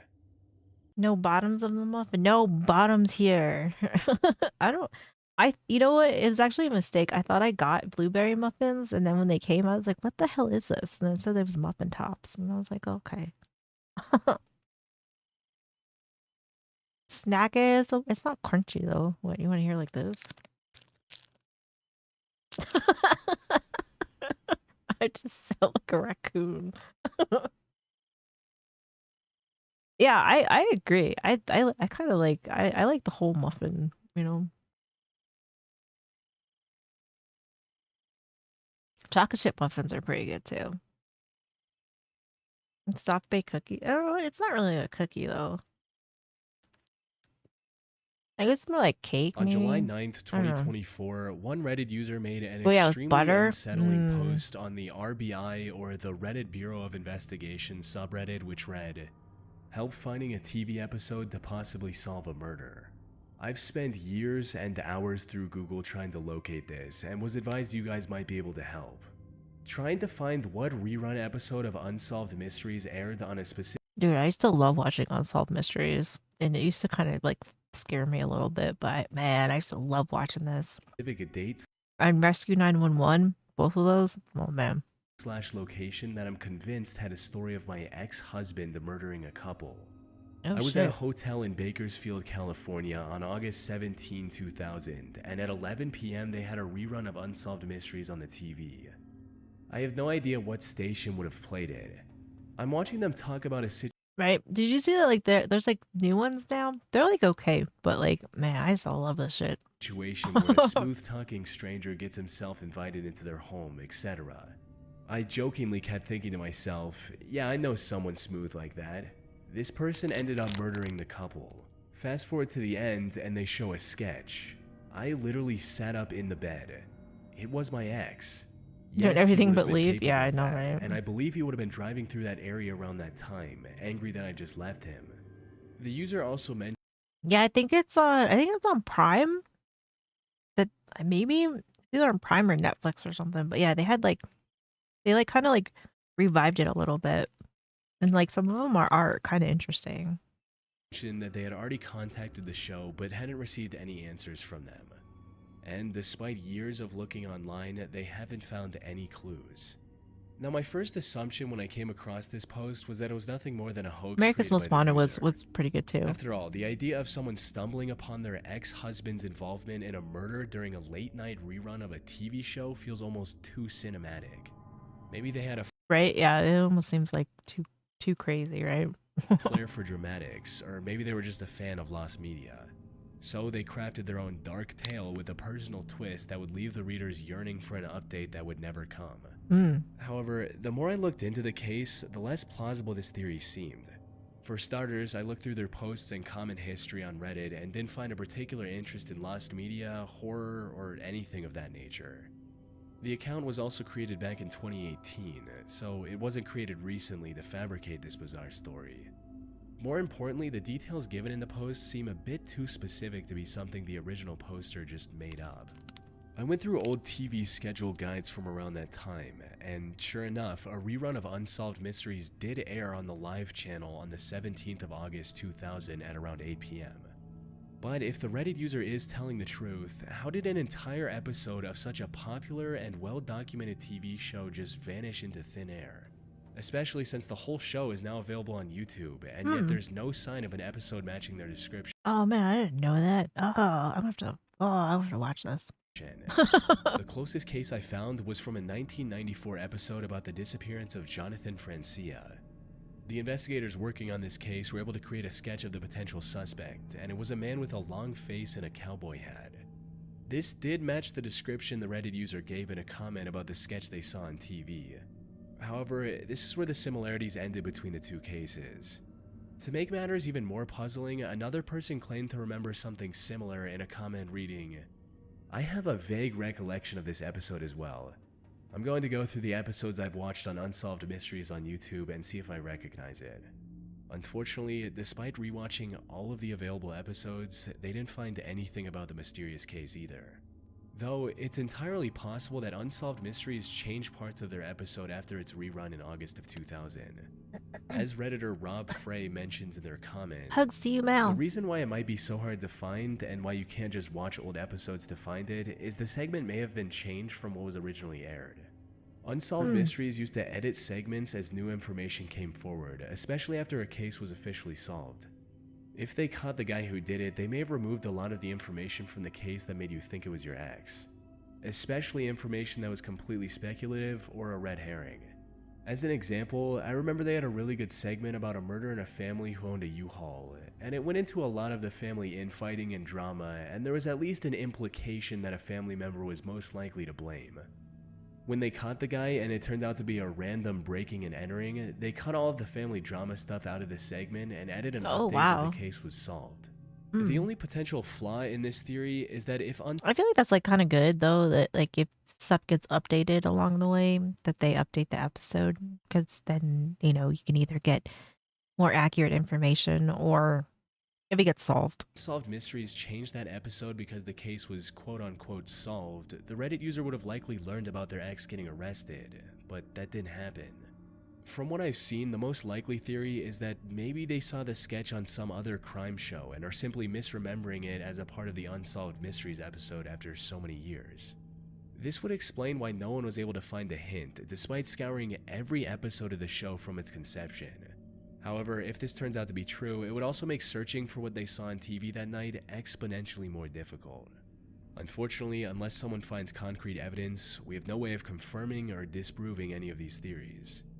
That being said, if this lost media is ever uncovered by people on the internet, it could help authorities solve a decades-old crime and catch the suspect. That's true. Easily available explosive. During the 2016 Silicon Valley Comic-Con, one of the hosts of Mythbusters, Adam Savage, was doing a panel answering questions from fans of the show. Near the end of the panel, someone asked him about the biggest disaster he's experienced on Mythbusters. What is the biggest disaster that you've ever had behind the scenes filming Mythbusters? Now, this fan was likely expecting something tame, like a crew member spilling something, or one of the devices they built breaking before they could film the episode, something of that nature. However, no one could have anticipated the answer Adam gave for this simple question. Wondering how specific to get. I used to watch Mythbusters a little bit. I kind of thought it was cool. The biggest disaster we had was Cary Grant and Tori were investigating a easily available, Or what you remembered at all. I know, right? Like, isn't that kind of crazy? Like stuff that you remember and then it seems like it's totally different or something, or like it wasn't even that, or like it wasn't even right, or yeah, I definitely am like that too. Explosive properties. What they found out was so explosive that we destroyed the footage and agreed never to say what we learned.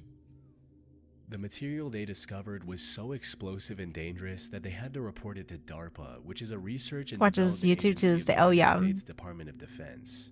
Adam also quickly moved on to the next question, likely in an effort to avoid giving any hints about what this dangerous The material could cannonball be. incident? I don't think Following that so. panel, he refused to utter a single word about the last episode or the material that made them destroy the footage. He uploaded a Q&A video on his YouTube channel titled, "These Mythbusters Stories Right, Got I Scrapped missed Due to this Danger." show. The first question in this video was someone asking about footage that was destroyed outside They of shot a Adam's cannonball control. into a house? Oh, At first, he shit. gave a predictable answer, explaining how network decisions like cutting scenes to make room for advertisements had led to some lost content. But before moving on to the next question, he brought up the commonly available explosive again. And while he was careful not to drop any hints about what the material could be, he did go into more detail about why they decided to erase the footage from existence.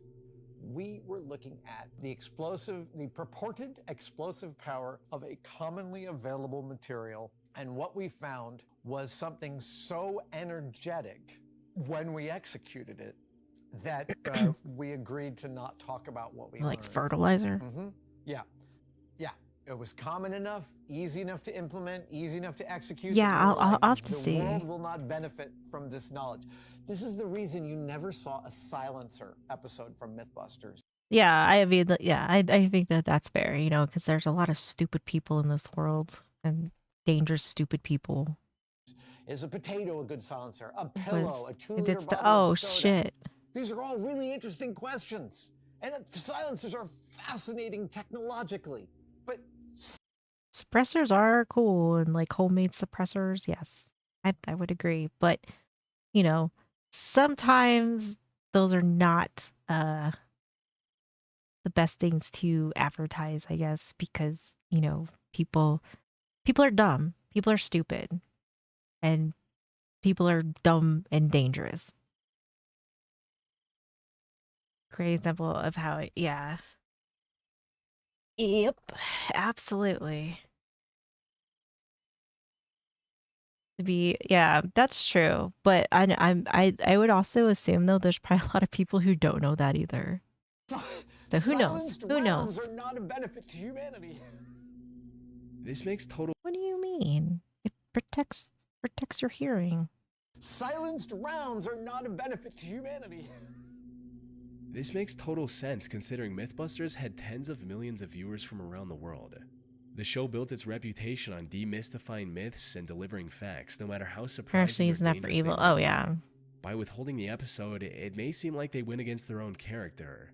Some might even argue they had a responsibility to release the episode, both for the sake of scientific transparency and to educate the public about potential risks. I mean, unfortunately, I think, you know, when you're doing this kind of show, I guess you do have to like keep things like that in mind though, because the takeaway isn't going to be what you think it is, right? Like you think you're educating people in something that's interesting, but then, you know, somebody's going to have a different takeaway of like, oh, well, like I can do this and I can make this and I don't like this person, you know, and then that's how bad things happen. Educating people about the potential dangers of a Not common that it should material be could their have sparked fault. important conversations about safety and regulation, potentially preventing accidents born out of ignorance. But here's the other side that's hard to ignore. Mythbusters wasn't just a science show, it was also entertainment. Publishing a step-by-step guide on how to weaponize an easily available material would have been, at best, Oh yeah, chemistry is scary. I feel like chemistry and electricity are two things that are very, very scary. And is, you know, like electricity is another thing that I would not fuck around with. The bad people of information giving that poke away. Yeah, oh yeah, I definitely agree. Yeah, I 100% agree with you. I think I think a lot of people have shown their true colors recently, unfortunately. responsible and, at worst, catastrophic. The world isn't short on people who might misuse such information, and the stakes were simply too high to ignore. So, the team's decision to shelve the episode was the responsible thing to do. That said, I did some digging online, and speculation about what this mysterious explosive could be is all over the place. Some claim that it's simply flour. For those who don't know, non-compacted flour is extremely flammable and can easily create a sizable explosion upon combustion. Right, yeah, but like I think they know that they would take the blame if something happened, you know. How many people have done so as well? Honestly, it's a bit scary how many have. Oh yeah, I know. It's disgusting. Honestly, like it's really disgusting. Um, I'm I'm pretty appalled. I am pretty appalled by people. Oh yeah, like the video game angle is, I mean, like people keep bringing that up, and it's just like okay, like I don't, yeah.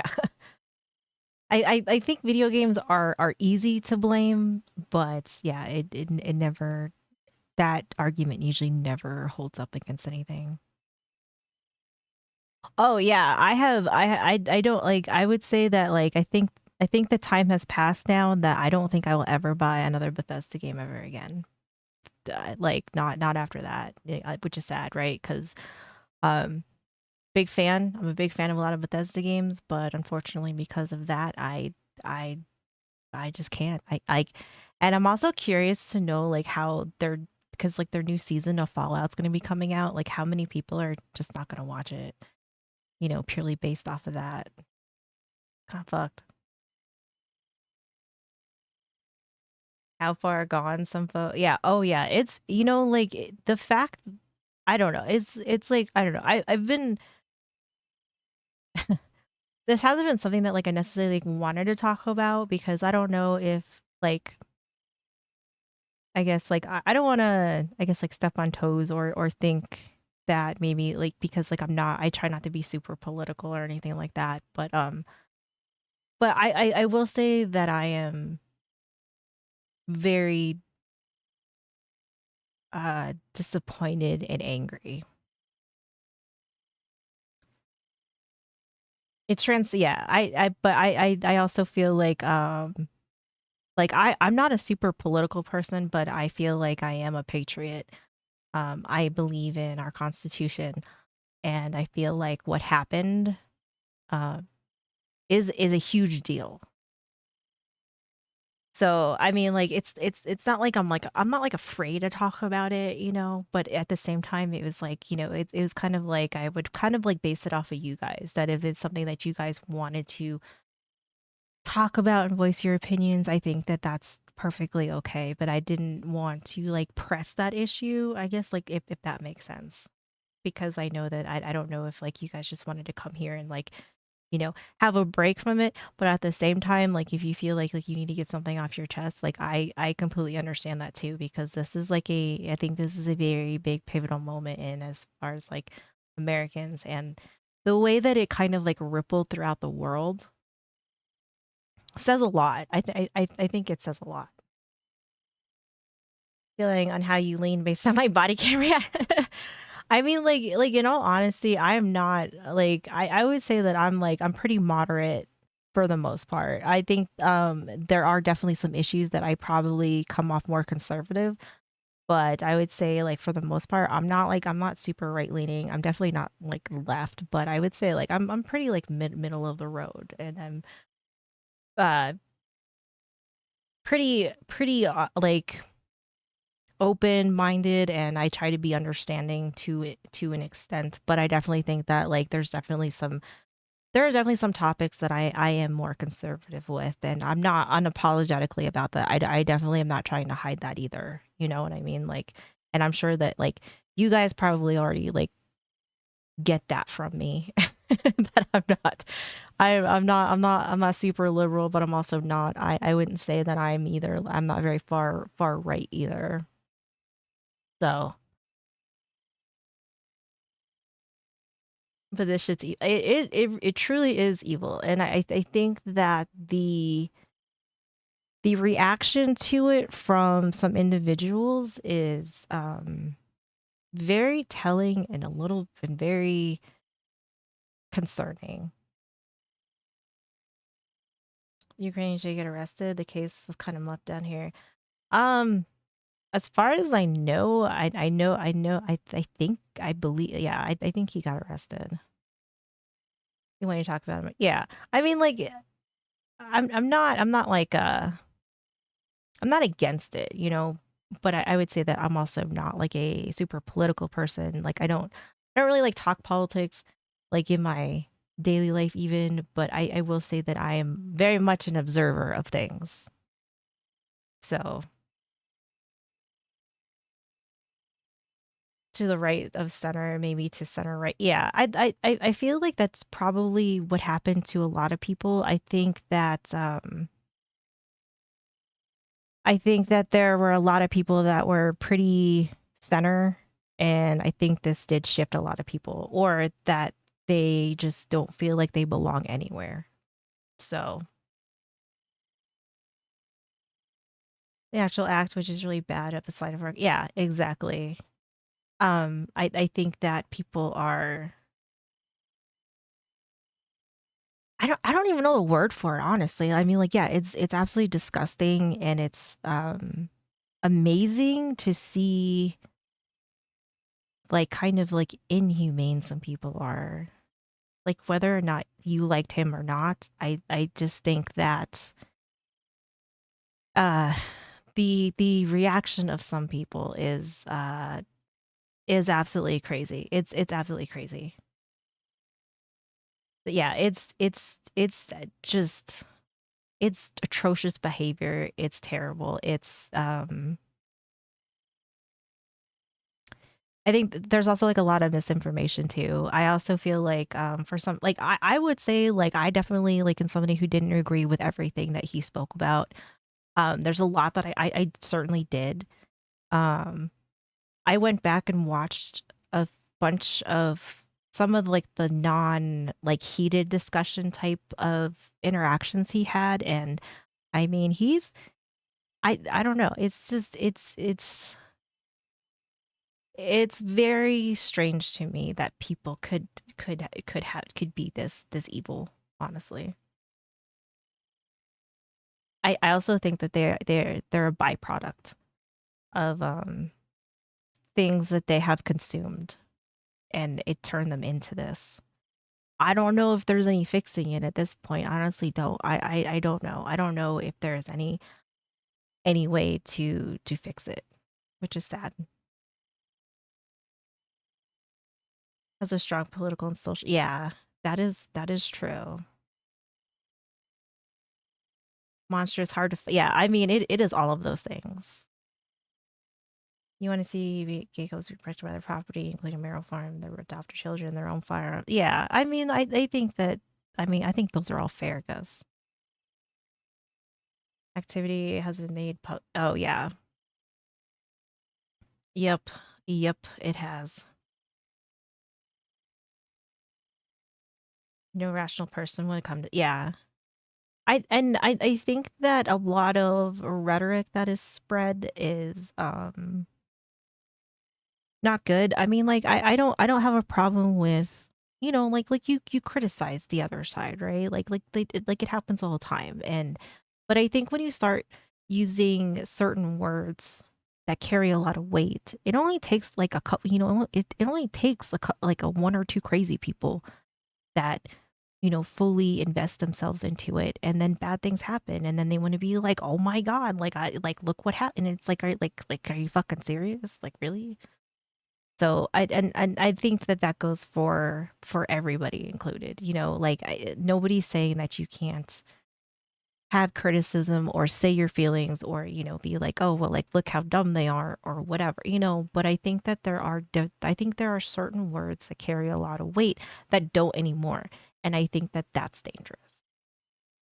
Like I think that there's a lot of words that have a lot of meaning and they mean pretty serious things and everybody throws them around pretty casually and I think that that's just one of the many problems. Honestly, I think there's a lot. I think there's a slew of problems, but I think that that is definitely something that is added to the pile of shit that is on there.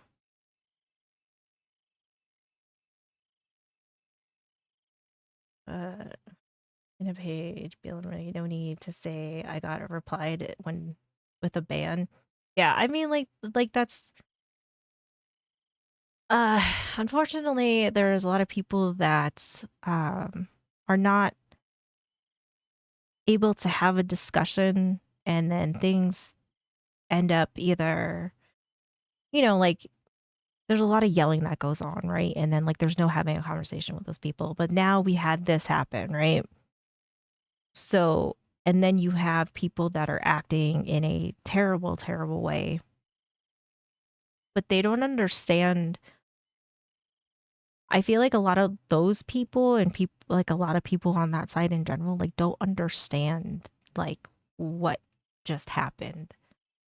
And I think that that's scary, that like you don't understand what happened. And then like some of the repercussions that have come from that, people still don't understand. So it's like, I don't know. I honestly don't know. At this point, I don't know what you do. I know that there's a lot of talk of um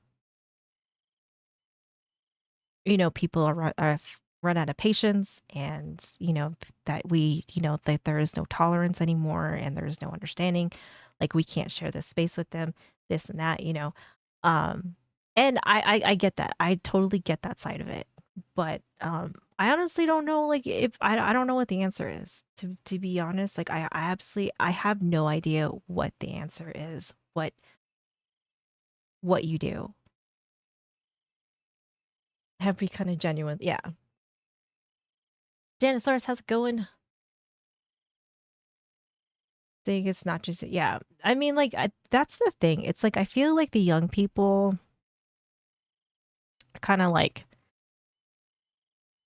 they've consumed so much between the school and college and social media that I kind of like, I kind of see that side of it, of that. Like, I'm not excusing it by any means, but it's kind of like I can kind of see it a little bit more with the younger people because they've kind of like drank the Kool-Aid literally, right?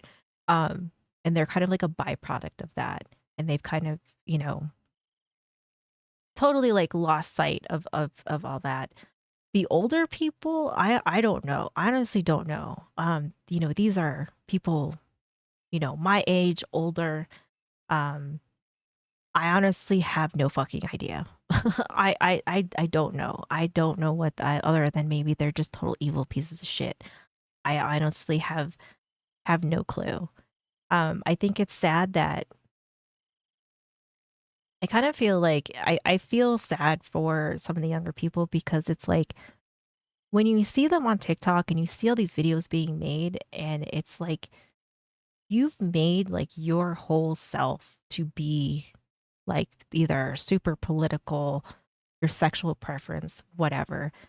And it's like you're not really a person.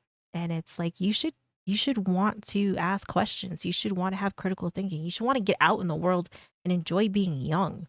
And instead you're locked up in your mom's basement, and you're just spewing all this hate, and you're being negative, and I don't think they even know like much of it, honestly. Of like, I don't think they even understand like what's coming out of their mouths. And it's kind of like, like y'all need to get a hobby. You have to like put your phone down, read a book, play video games, go for a fucking walk, go camping. I don't know. It's like they like enjoy being young. Go to the bar, go to a club, go, go do something, just get off your fucking phone and like get out of your room and like go live your life, because I feel like they are just not living their lives. And it's like a lot of them are like in their early 20s, and they're just they kind of like consumed all this. And I get that like they're kind of like brainwashed in a way, that like I guess it's just easier to go along with that. But at the same time, it's kind of like they're not people. And they've kind of like proved that too, and it's really sad.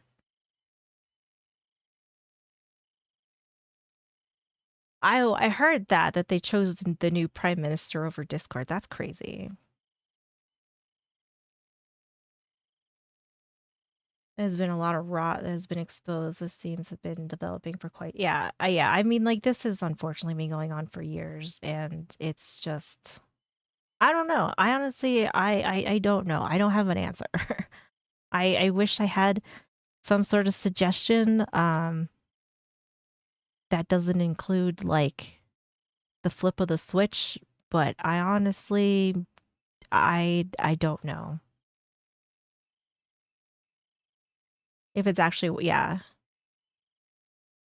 You love the fact that they're finding out now. Yeah, I mean, that is true. I mean, like, I think that a lot of these people have gone their pretty much their entire lives without having any sort of consequences. And now that it's coming biting them in the ass, I'm definitely not against it. What are you talking about? We are talking about what happened the other day.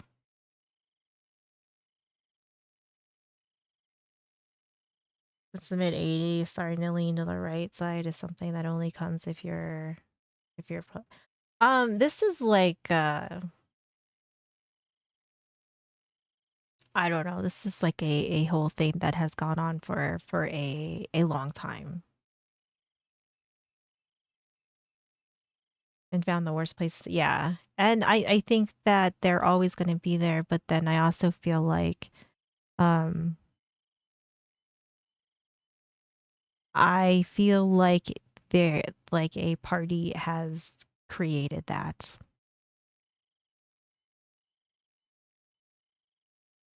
Sure, dying or go after the knowledge. Yeah, I mean, I think that I could be wrong, but I kind of feel like school systems have been infiltrated in a way that they don't teach critical thinking anymore. They don't want you thinking for yourself, and they want you to, like go with whatever is, like what they believe in, right? Because I was thinking about it the other day and I was like, I remember being in school and I remember my teachers being like, asking us questions of like how we would handle things and like what would you do? And like they always encouraged critical thinking, right?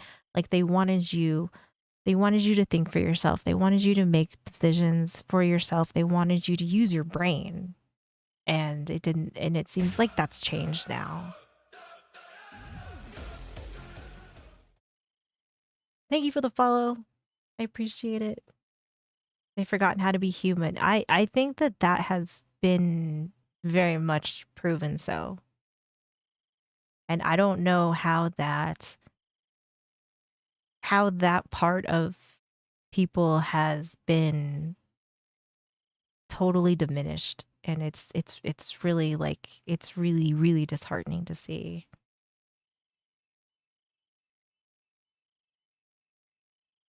It's so bad that she says certain German regimes was right wing. Oh yeah. I mean, I think too, like, um,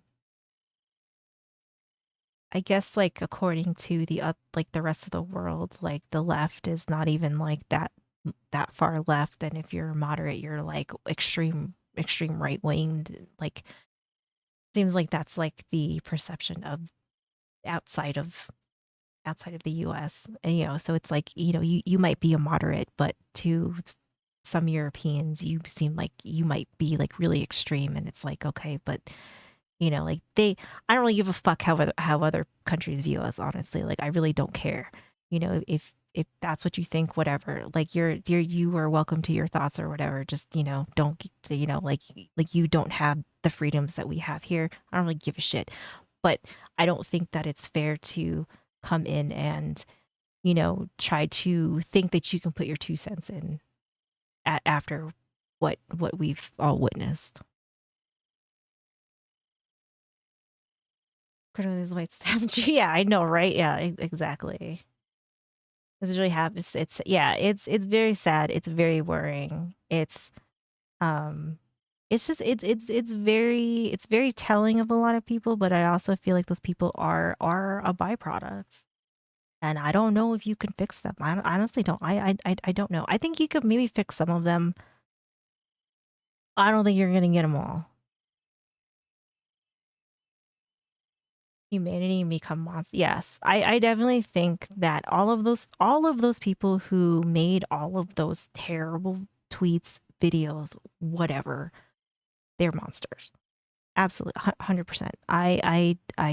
I think that they have something inside them has rotted out to their core, and I don't know who's to blame for that.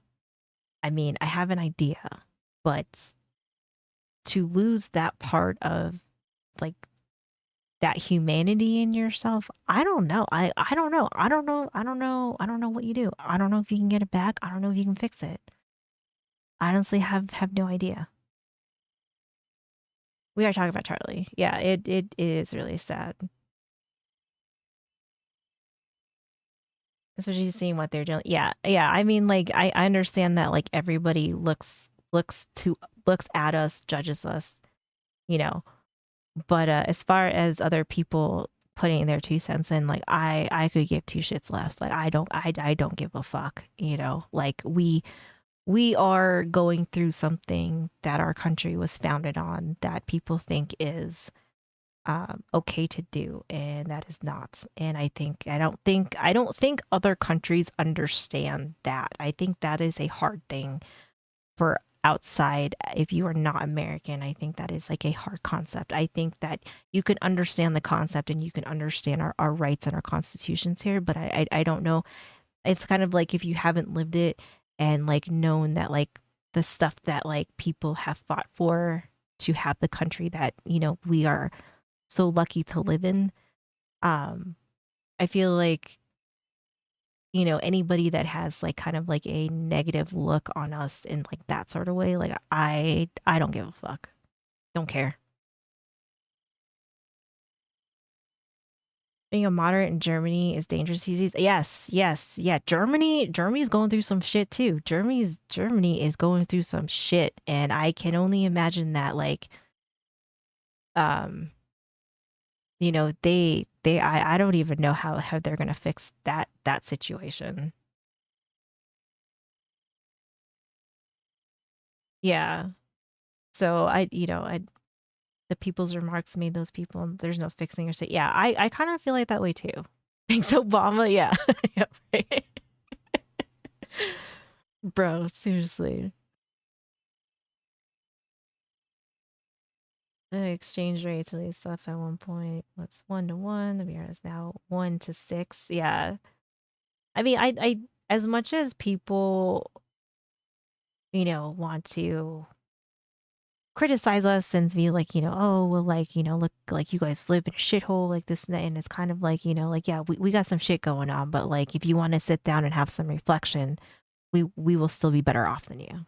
I mean, that's just kind of how it is. I mean, that might sound arrogant, but it is what it is.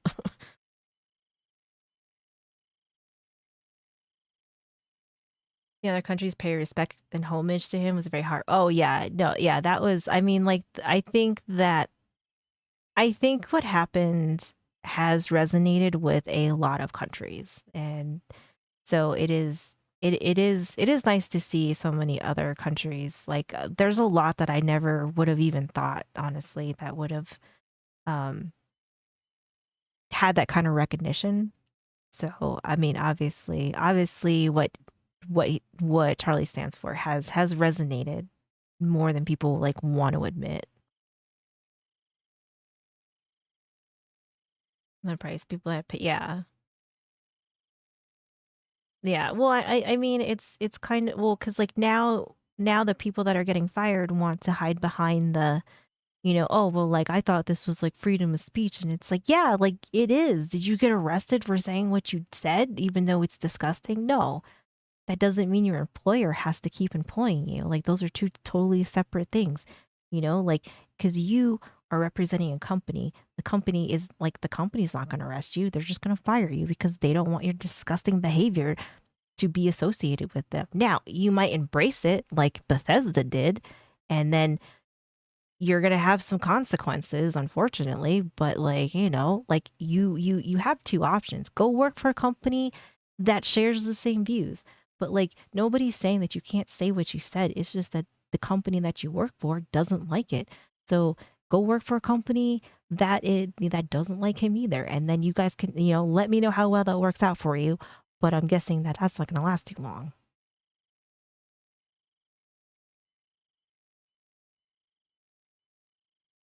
Yeah, I don't think they're ever gonna understand, and I don't honestly, I don't know what you do. I have no clue. I have no clue.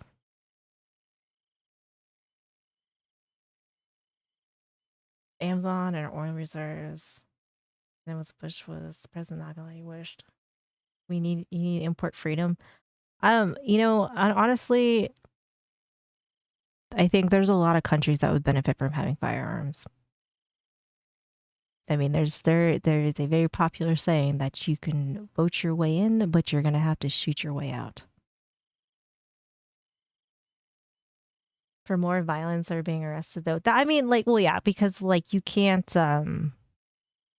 incite like more threat. Like if you're threatening and inciting violence, like now you're breaking the law, right? If you are celebrating somebody's death, you're not going to get arrested. It's gross, but you're not going to get arrested. You're probably going to get fired, which is fair because your employer doesn't have to put up with your shit, but you're not going to get arrested for that. But if like the people that are saying that, one lady was like, oh well, like one Republican down, millions to go. Okay, yeah, like you can't be encouraging people to do violence, to be killing, like that's like now you're breaking now you're actually breaking the law. Yeah, well, I mean, like, I think every company that you work for probably has some sort of code of conduct, so like you have to, if you want to work for them, you probably should behave accordingly, which means that like even though that you might clock out at 5 o'clock, whatever you do at 5:01 until you come in the next day and you do something that they don't like, they're gonna fire you. Just like some people, that you might get fired for DUI. You might get fired, like there's all kinds of other reasons why people get fired and at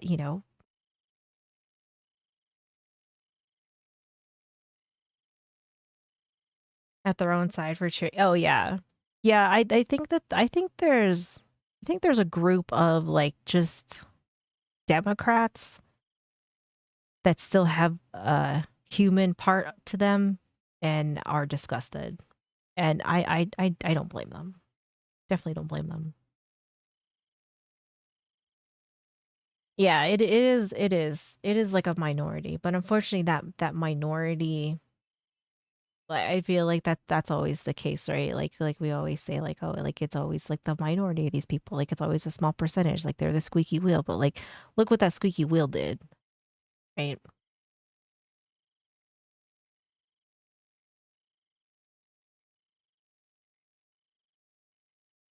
The social media got fired a lot of, yeah. Yeah, so like that's what we're talking about, guys. But yeah, and the fact that some people think that Charlie was extreme, and it's like I don't like if you think Charlie was extreme, you haven't seen extreme people then. And if Milo really does come out of retirement, he's gonna put people in therapy. Like I don't know if you guys know who Milo is, if you've been around long enough to know Milo, but like if Milo actually comes out and starts touring again, that dude is going to put people in therapy. I watched Milo like back in his heyday, and bro he is a fucking savage. And I mean, the fact that he stayed in politics, like when he left YouTube and doing all the public speaking, but like he stayed in politics, like he's done like all the behind the scenes stuff. So like he knows shit, and he's been watching. So uh the fact that he said that he's unretiring, like I am just waiting for his like first tour to start to like get uploaded, because the meltdowns are going to be insane. Because like if you have riled him up enough to start coming out, oh my fucking god, like I don't think you guys have seen extreme, like those people have not seen extreme. Because Milo is a fucking savage.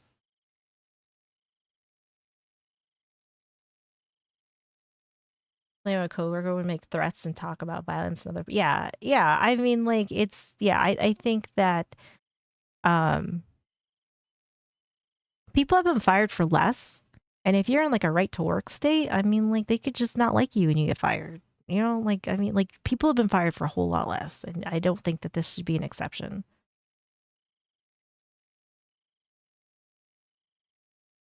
Most sides have people with different views and values. Yeah. Glory, hallelujah. He's gay. Oh, but yeah, but he's not gay anymore though. He's not gay anymore. So that's gonna be a whole thing, I think, in itself. That's gonna be a whole thing in itself.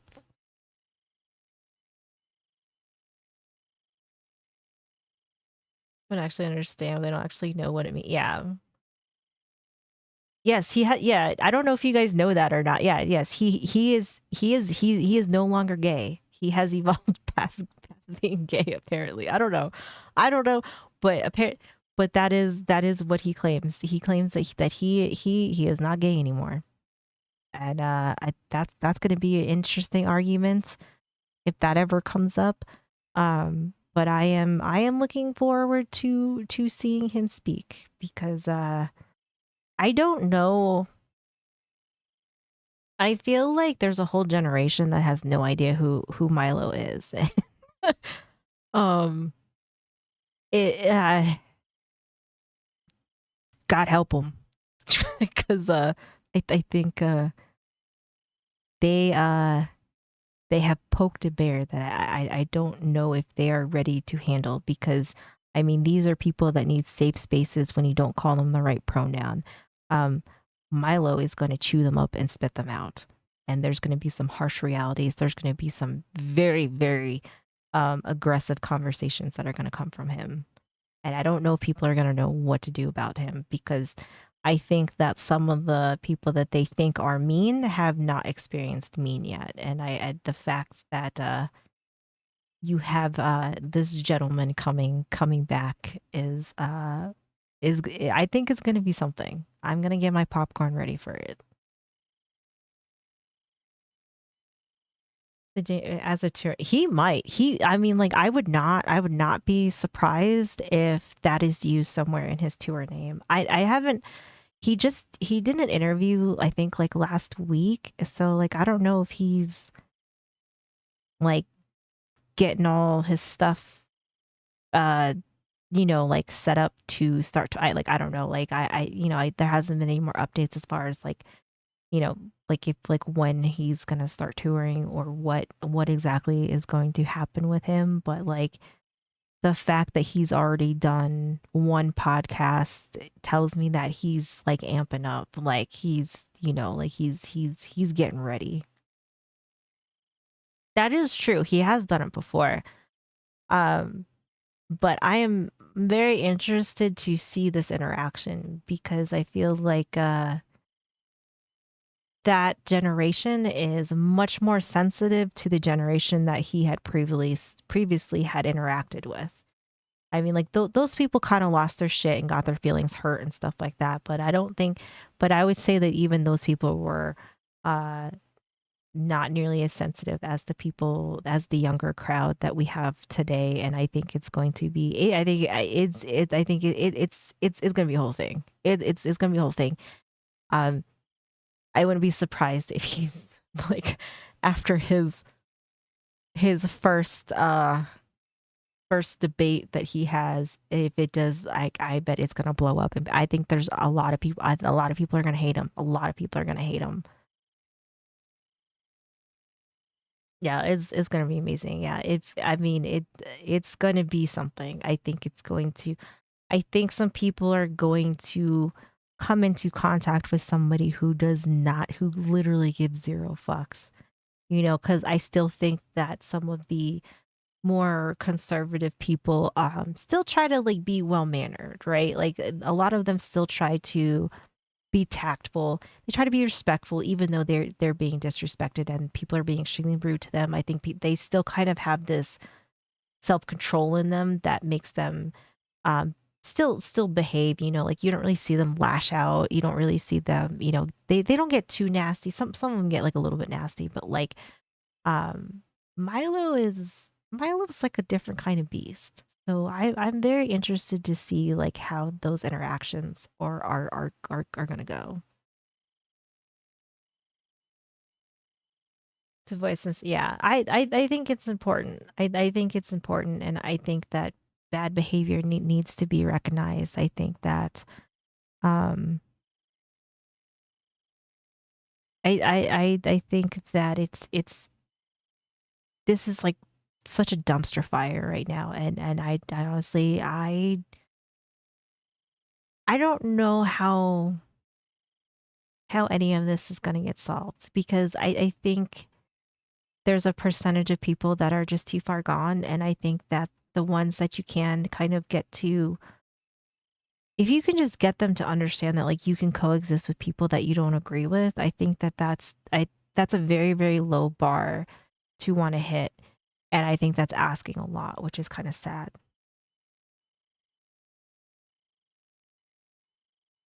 Yeah, if it's yeah. Yeah, I mean, I got a kick out of him. I mean, I watched I used to watch his videos back in the day, and like now there's some of them are starting to recirculate. People are making clips and stuff, and they're starting to recirculate, and I think that's for a reason. It may change by sugarcoating the world. Yeah, and I think that that's what's probably gone on for too long. But then it also seems like a lot of people have been in the thinking of like it's like a all or nothing situation, and that like it's okay to like not agree with somebody on everything, you know, and if you don't agree with them on everything, it doesn't make that person inherently evil. And I feel like that's like the bar, right? Like you can coexist and you can agree to disagree. You cannot see eye to eye on everything, but you can still coexist. And I feel like that is such a low bar to want to be at, and we are nowhere near it for some of those people. I think some people you can get to that point, but I think there's also a percentage where like it's I don't even know if that's something that you can even put on the table anymore. Kind of whoop ass to get to yeah, I mean, unfortunately, like, I think there are some solutions, but, uh, um, they are I don't think anybody necessarily has the stomach for that. We'll just say that. That's sad, it's literally on the ground type, but yeah, it really is. Make a sounds great again. I mean, I honestly think that if you are I think some of those people that have made some of those TikToks, that have been really disgusting, I don't know what you do with them, because I don't think you can have common ground with them anymore. I don't think there's any common ground to be had. So I honestly I don't know. I don't know what the answer is for them. Um, because as much as people want to be like, oh, like we want to see them have everything taken from them, we want to see them groveling in the streets, begging for forgiveness. Um, I honestly don't know if that's enough, because that's a pretty vile person to want to or to allow to remain in like in around us. Maybe they can go somewhere where they really believe in that.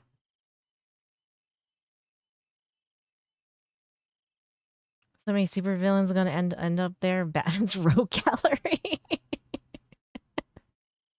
Oh shit.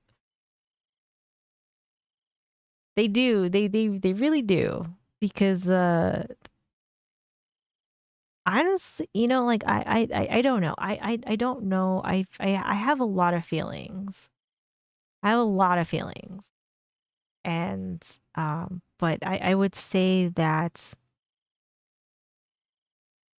I wish that we could have some sort of solution. I wish there was, but I don't know. I don't even know what kind of solution I could even like try to suggest, try to come up with. Because it's like that behavior is so bad. Like it's so bad. I mean, like and to have that much hate like kind of eat you up on the inside. I don't know how they like you must live like a miserable life. Like, you must be miserable every single day of your life and you just want to make everybody else miserable. And I don't know. I honestly don't know like what you can do to try to fix them, try to make them better people, want them to be better people because clearly they're not necessarily good people, right? But I honestly don't know. I honestly don't know.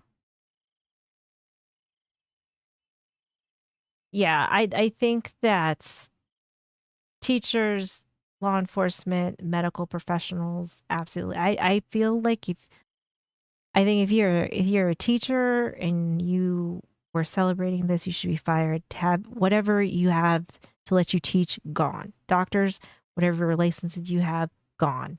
I just I don't think like there's no way that you can. I don't think I would never feel comfortable with somebody who was like that. To I wouldn't trust them. Yeah, like fast food workers, yeah, everything. I mean, like those people should just be like, I mean, I guess you could have like, thousands of people cleaning toilets and picking up trash because I feel like that's the only thing that they can be trusted with. Because at least y- you're not going to be interacting with people. Becoming a damn paladin. Yeah, yeah. I mean, like, regardless of whatever your occupation is, it's not good, and whatever your job chooses to do, is is on them. Annie, thank you for the raid. I appreciate it. How was your stream? Welcome, raiders.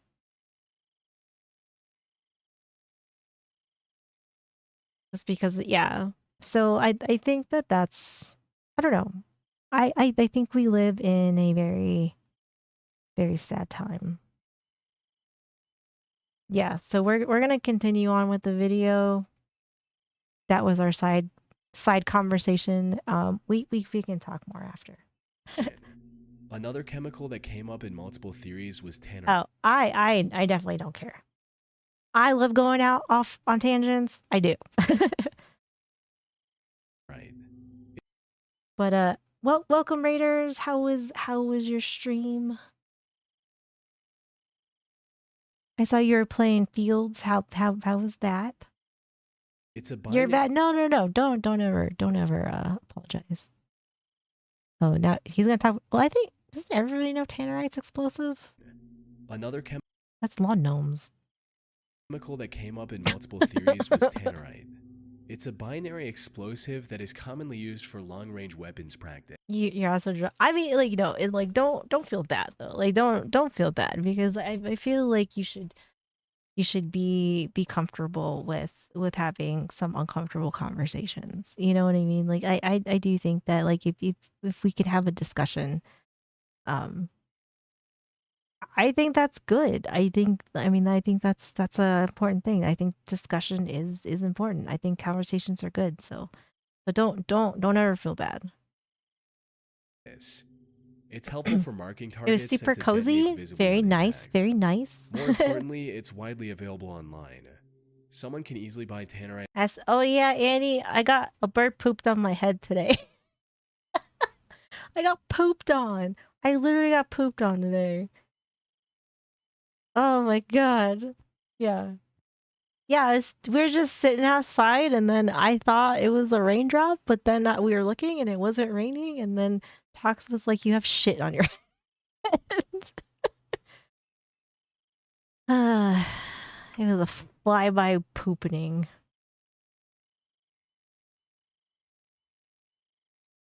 Bad things happen when in the world of the great. Yeah. Yeah, More when importantly, discussions it's stop. widely available online. Someone can easily buy tannerite on. Yeah, it was a big dirty raindrop. So then, I mean, like, I guess like the plus side is I was at home And so I just like got right in the shower. Like he like wiped out like it wasn't very much, but he got like, part of it out, and then I got in the shower and I washed my hair twice, and then I still feel like I'm like, ugh. I'm like, ugh. The poopening sounds like a scary movie, right? It's just rain. It's just online for it's relatively fine. cheap without any permit or verification. However, here's the problem with both of these theories. Neither material creates an explosive dangerous enough to justify the drastic steps the Mythbusters team took. For instance, while a tannerite explosion is certainly impressive, it's not nearly dangerous enough to warrant such a drastic response from the Mythbusters team. I would agree with that. I don't. Plus, I feel like Tannerite's like, I don't know. I feel like I don't feel like Tannerite's like an unknown. While researching the topic, I came across a chemical known as Drive-by, yeah, triacetone that's true. triperoxide, That's true. which perfectly fits with what we know about the mystery chemical. For starters, both of the materials required to make triacetone triperoxide are found in most homes. That's great. Acetone, which is used as paint thinner and nail polish remover, and peroxide, which is commonly used as a bleaching agent for white laundry. You saw a video of the bird trying to grab an eye? Oh my god. Oh, fuck that. You know what like fucked me up for a long time though was I watched The Birds when I was pretty young, and like that kind of fucked me up with birds for a while. I literally thought they were gonna like peck my eyes out, like all of them. Even I think it was like pigeons that were in that movie. It's the Alfred Hitchcock movie. I literally thought birds were like every single bird I came across was just gonna like peck my eyes out because like I think it's the lady in the phone booth and she has like her eyes pecked out, and I like that like I was like I'm probably too young to be watching this, but like that's literally what I thought that for like decades. Like that I thought that like for decades. Get some food, Annie. Of course. Thank you for the lurk. You saw that when yeah. Didn't get the lady's eye, but it still stuck its beak in her oh my god. Yeah, see? You knew. That movie, yeah.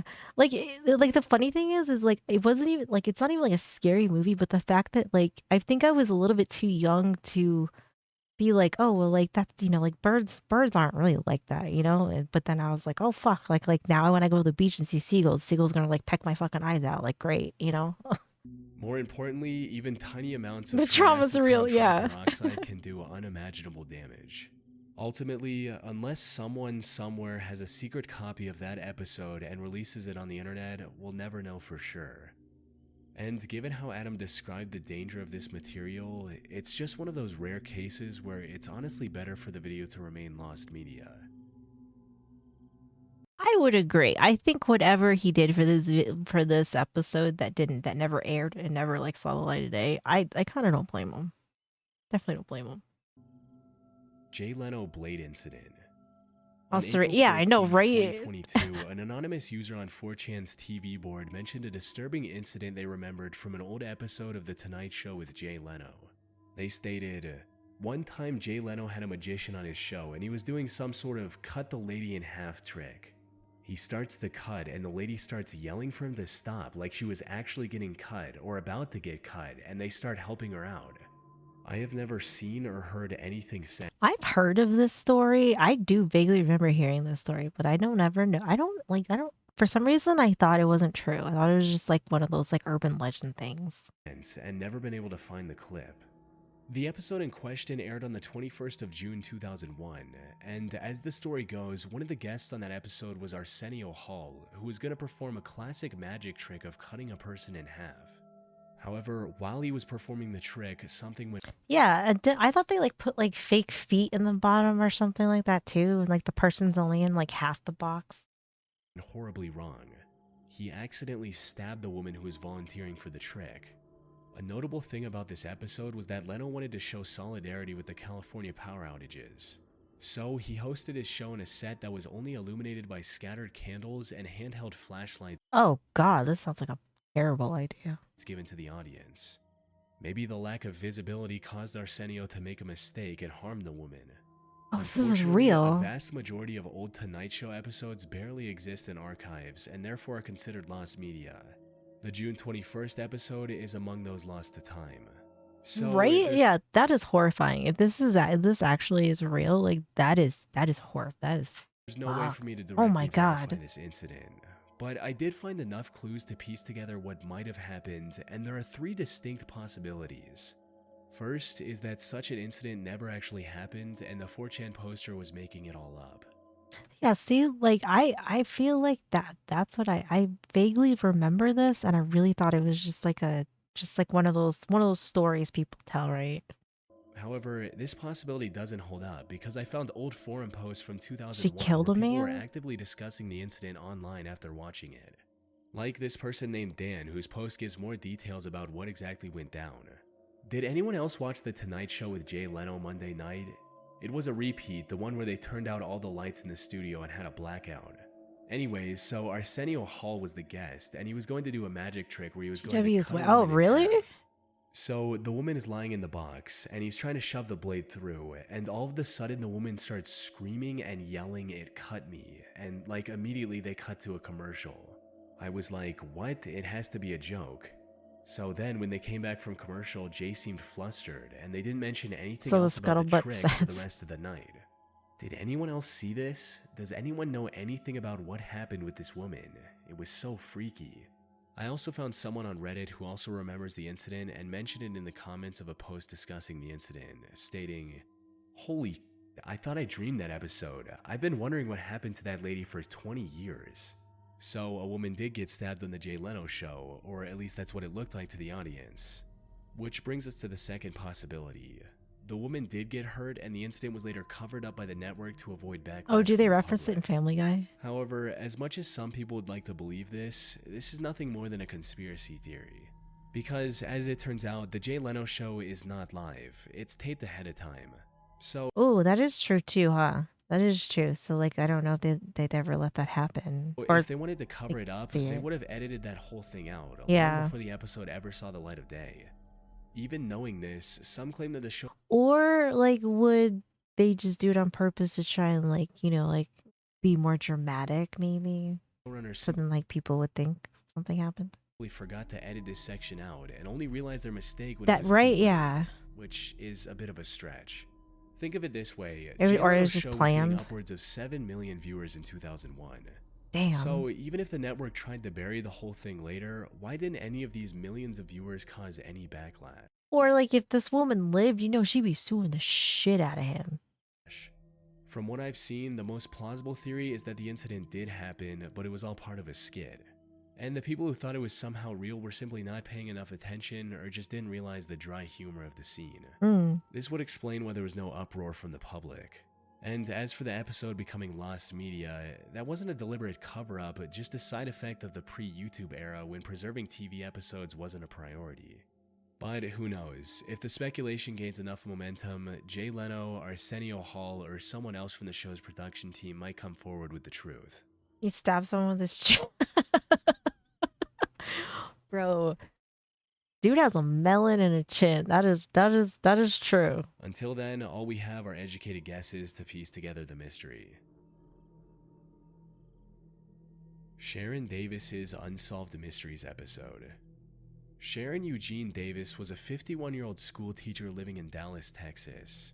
She lived with her 2 children, Autumn and Ronnie, and their husband of 21 years, Ron Davis, who she married back in 1980. Unfortunately, her relationship with Ron wasn't ideal. Just 5 years after their marriage in 1985, Sharon filed for divorce while describing her husband as controlling and ill-tempered. She withdrew cash from their mutual account and was planning to move to LA with her 2 children. However, soon after filing for divorce, she mysteriously changed her mind and returned to living with Ron. Fast forward to June 11, 2001. Oh yeah, it kind of does, huh? Kinda. And Sharon once again found the courage to file for divorce. And this time she was prepared to go through with the decision at any cost. She was planning to move out of her house in the 1900 block of Elderleaf Drive, all while her attorney was trying to obtain a temporary restraining order against Ron, her husband. Jesus. This is goddamn. However, just as everything seemed to be falling into place, tragedy struck.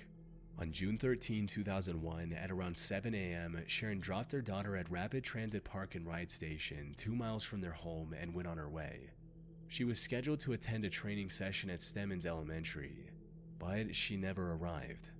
Even after her children asked their father to report their mother missing on the evening of June 13, 2001, he refused to contact the authorities until a day later, starting a citywide search for Sharon. And after 4 days of searching, investigators finally found her car abandoned. Yeah, speaking of magicians, Southwest managed to make her disappear. Mall in Oak Cliff. The car had a broken window and was also wiped clean of fingerprints. And while all of this was highly suspicious, the lack of evidence meant that Sharon's disappearance was filed as a missing person case. Ron and her 2 children were called in for interviews multiple times, but the investigators weren't able to find any leads from either of them. Sharon's mysterious disappearance 2 days after her filing for divorce also made Ron the prime suspect in many people's eyes. However, the Yeah, I know, right? Like, that's like, I don't know. I'm obviously, what, it's like 73% of like these things that happen, like between like, like murders and like missing people that go missing. It's like it's always family related, like husband, parents, whatever. for divorce also made Ron the prime suspect. So I can see how the fingers would go straight to him, especially because their marriage didn't seem like it was doing so good. In many people's eyes. However, the complete lack of evidence prevented authorities from treating him as the potential perpetrator. When asked about it, this is what the lead officer had to say. We've had a lot of people ask us if he, Ron Davis, is a suspect. This is a missing person case. There are no suspects at this time. We don't have any criminal evidence, although we fear foul play has occurred. How much does that suck? I like with like you probably I'd say like as like detectives or if you like when you're dealing with this you gotta have like a gut feeling, right? Like you gotta have a gut feeling, and the fact that like because you have to have the evidence to prove it, and you can't find it. I don't know. I feel like that's the kind of shit. Like this is why I couldn't do this kind of work, because like this is the type of shit that like keep me up at night. You don't want to use Brad again? I already have one too many stories with a himbo called Brad. You just like a jock name, a stereotypical jock. I mean, I don't know. What are other jock? I don't know. I don't know. Just suck literally forever. Yeah. Like yeah. It just like I don't know. Like you. I hate that. Like that's what probably one of the things that I feel like I don't know how they do it, because it's like I feel like there's probably some instances like where you just have like that gut feeling, and like and your gut's probably right about them because you can't find any evidence. Like you kind of like you're kind of like you got your hands tied behind your back, even though like like it's him, right? Right now, Mr. Davis is a witness, an uncooperative witness. And after There you months go. without any leads, Sharon's case caught the attention of the producer of Unsolved Mysteries, who wanted to air an episode on her case. They produced the segment in mid to late 2001, and it was scheduled for broadcast sometime in spring of 2002. The last thing they needed was an interview from Ron. However, when the producers approached him, he denied their request and was quite stern about it. But when they wanted to air the segment with I'm sorry, Gus. I'm literally the worst of thinking of names. Oh, here. I know what'll help. I'll ask Copilot here. Like, what are some typical jock? Let's see. Let's see. Jock male name.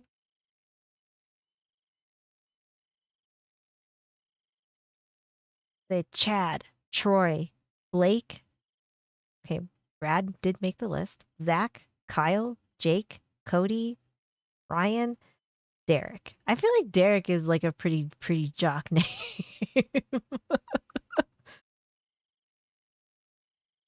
Let's see. This is Golden Boy archetypes. Spencer, Finn, Griffin, Landon, Beckett, Wesley, Everett, Miles.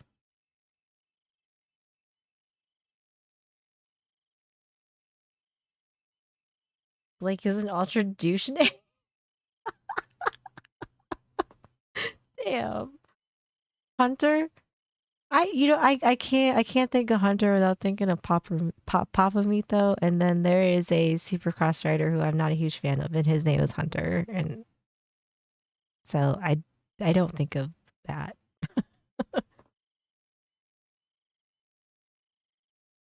But there you go. No offense to any Blakes out there.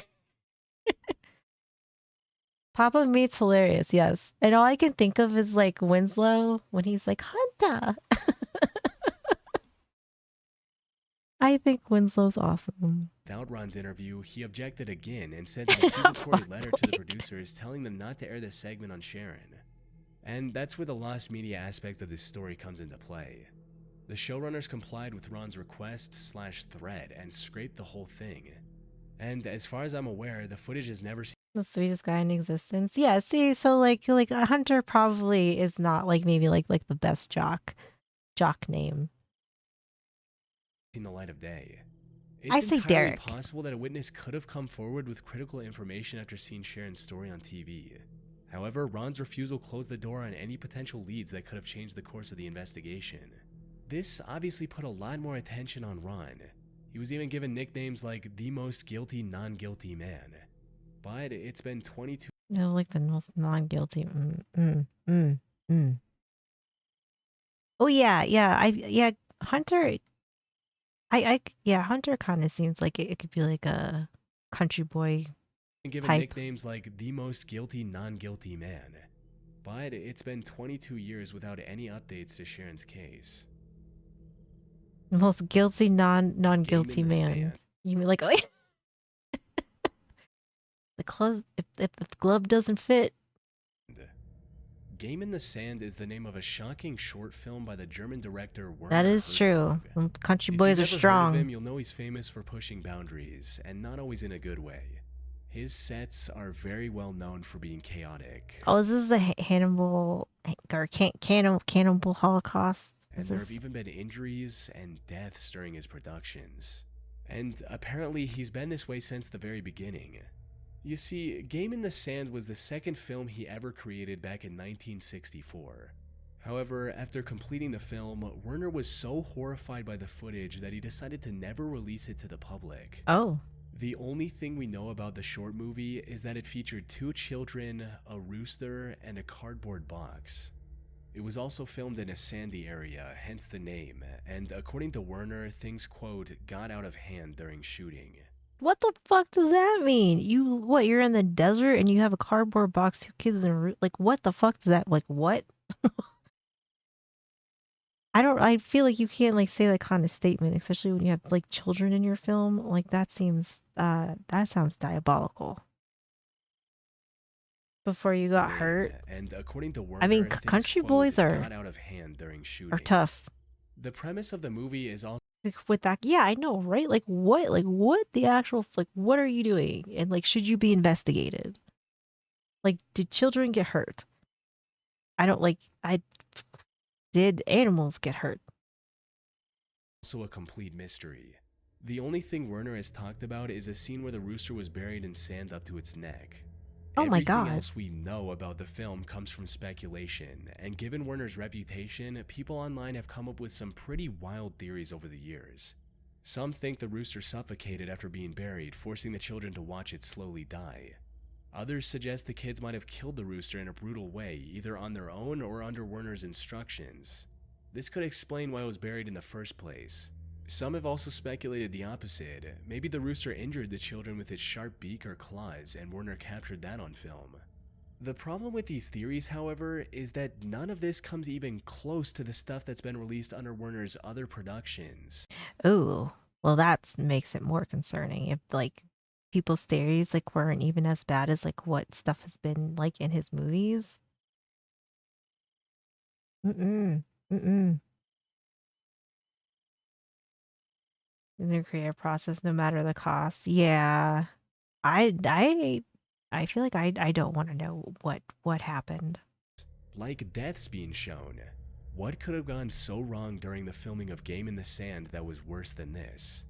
Of course, there's the possibility that Game in the Sand isn't real at all, just something Werner made up to add an air of mystery or create hype. Oh yeah, for his future roosters are projects. Unfortunately, we'll probably never know the truth. The They identities can be of the pretty children savage. involved were never made public, and the film's composer, Uwe Brandner, someone who might have been able to shed some light on what really happened, passed away. Oh my god, I thought he said uwu, and I was like, really? My bad. My bad. Composer, Uwe Brandner, someone who might have been able to shed some light on what really happened, passed away in They ended up in the freezer. So even if the short film is real, I highly doubt Werner would have a change of heart 60 years I've later. saw. Okay, you know what? I'm old and I can't hear good. Okay, okay, don't. Release it to the public. How bad is this shit that he would actually worry about? Yeah, right. That's what I'm saying. They were delicious. I bet they were. The Skyway Make some Man. chicky nuggies with them. Ormer Locklear was an American daredevil stunt pilot who became popular in the early 20th century after doing the Yeah, I definitely would. If that was the case, something should have happened. That is fucked. was an American daredevil stunt pilot who became popular in the early 20th century after doing the craziest Ooh, plane chicken stunt of noodles his and fried time. chicken. Ooh, hell yeah. After footage of his stunt went viral across the country, Ormer was hired for a role in a pseudo-documentary film about stunt flights Oh yeah. called I'm really bad about like saying like when I make new emotes, but you guys have 2 new emotes. You got the mummy one, and I made a little werewolf drinking The Skyway Man coffee. in April of 1920. Put simply, the film was like a collection of the craziest Yeah, stunts that Ormer one. could successfully pull off in a plane. Those 2 are new. Filming for the movie began on June I did 11, them today. 1920 in the LA and San Francisco area. However, the stunts featured in the film were quite tough, including a church steeple being toppled by Locklear's aircraft and an aircraft-to-train transfer, both of which nearly ended in disaster. They're not furry emo. It's a werewolf cuz for Halloween. Oh my gosh. Tox calls me a furry all the time though.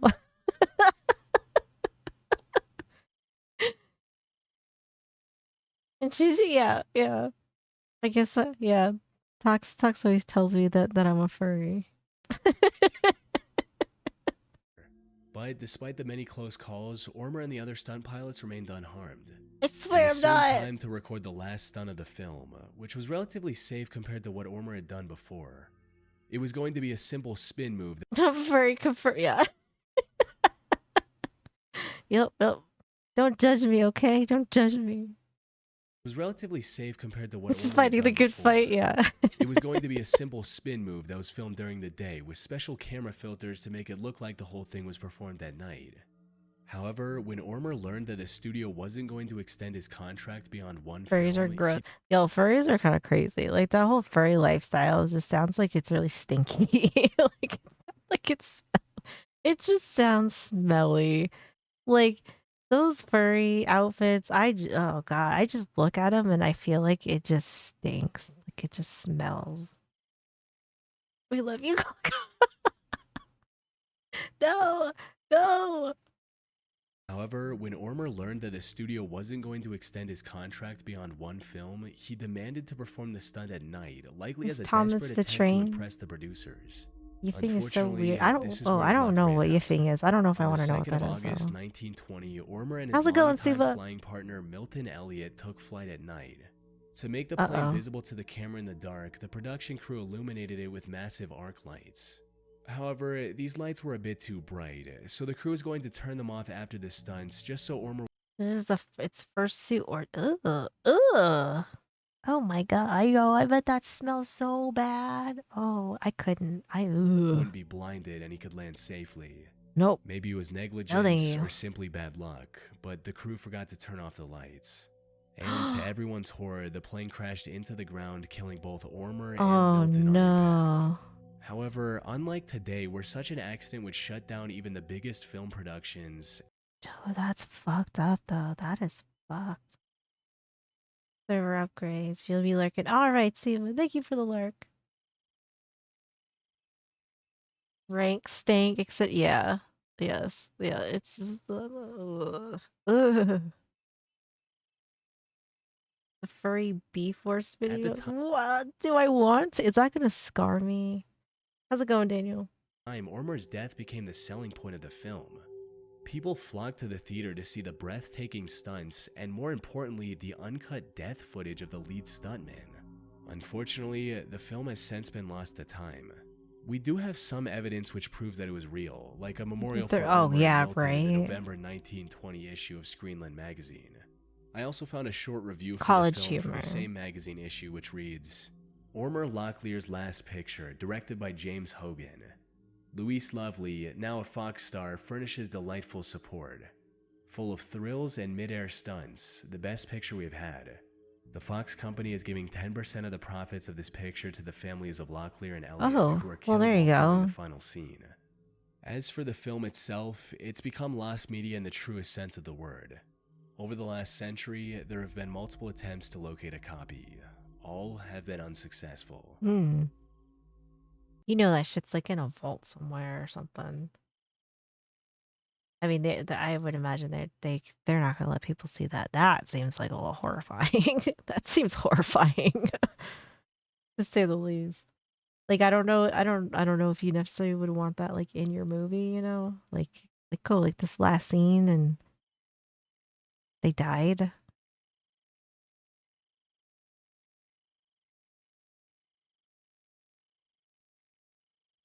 What type it's called furry force. Okay, I'll have to remember that. Is that being a pervert? Oh my god. Oh my god. Is that like a pervert? Pervert? So yeah, right? Yeah, like to not I mean, I would imagine that like I would just probably like cut it out or something. Cuz that seems like I don't know, kind of fucked.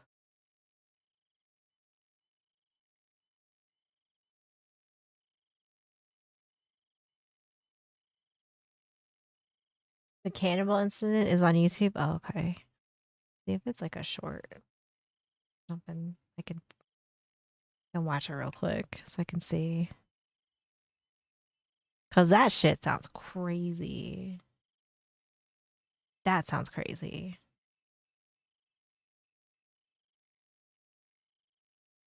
You're like a zombie, get the shit. That's fair. Fair enough.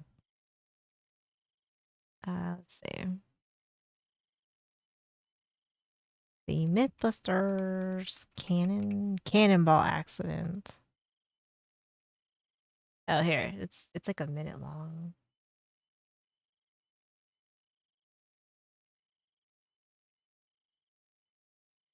Um,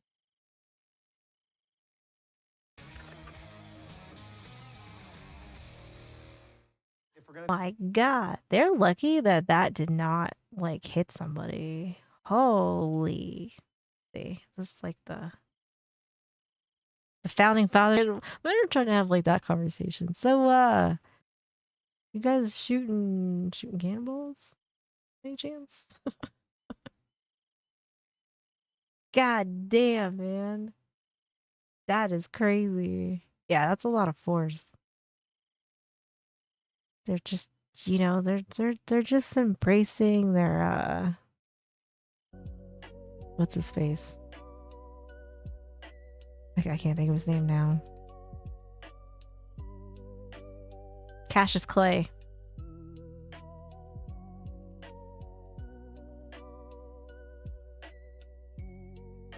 In the middle of no, yeah. I believe it. I definitely believe that.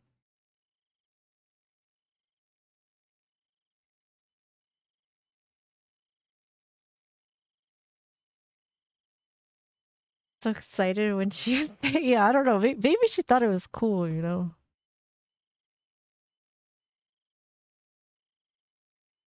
Flex Seal hadn't been invented yet.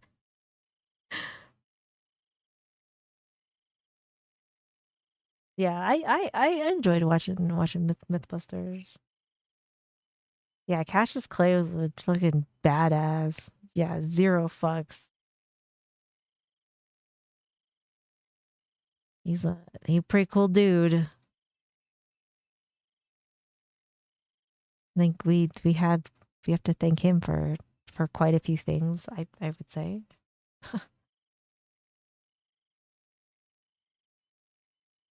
But all right. It is that time. Because it's almost midnight. So, but thank you for hanging out. I appreciate you guys being here. I think we had some good conversations tonight. If you want something more, I guess, in depth of like if we can certainly have that discussion tomorrow night. We can put it on the docket of maybe things to discuss. Or if there's anything else, but like, don't ever feel like you can't, have some of the harder discussions, I think they're good. I think they're important. And furry force, yes, we will discuss furry. Oh Lord. Yeah, drink water. Be nice to people. And like be nice to people that deserve it, I would say. But I will say though, like from after watching this Mr. Rogers video that I had reacted to, um, he said something that I feel like maybe people need to incorporate in their lives more.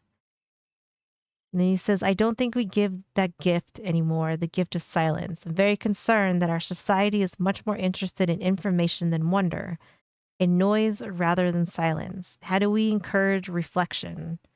He says, oh my, this is a noisy world. Real revelation comes through silence. And I feel like that is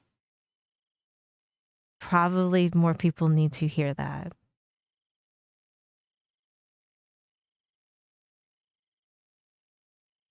So I guess I'm going to leave that with you guys.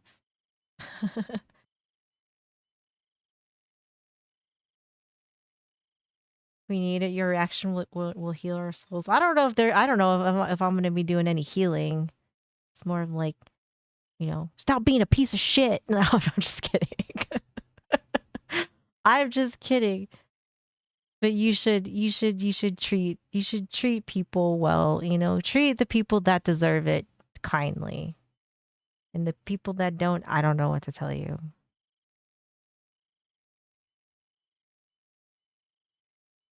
In country than freedom, they feel the need to express themselves is so important. Yeah. I think, like I think that's like an important thing, like I feel like that quote means more today than I think it did back then. He said that in like 94, like 1994. So I kind of feel like that is something that maybe like more people should incorporate into their lives. But that's all I'm going to say about that. So, but a bad, yeah, for sure. But all right, guys, I'm getting off. You guys have a good night. Seeing some people see where we are heading. Yes, absolutely. I 100% agree. But have a good night, guys. I will see you tomorrow night. Stay safe out there. And if it's morning for you, have a good day. But yeah, I will see you guys tomorrow.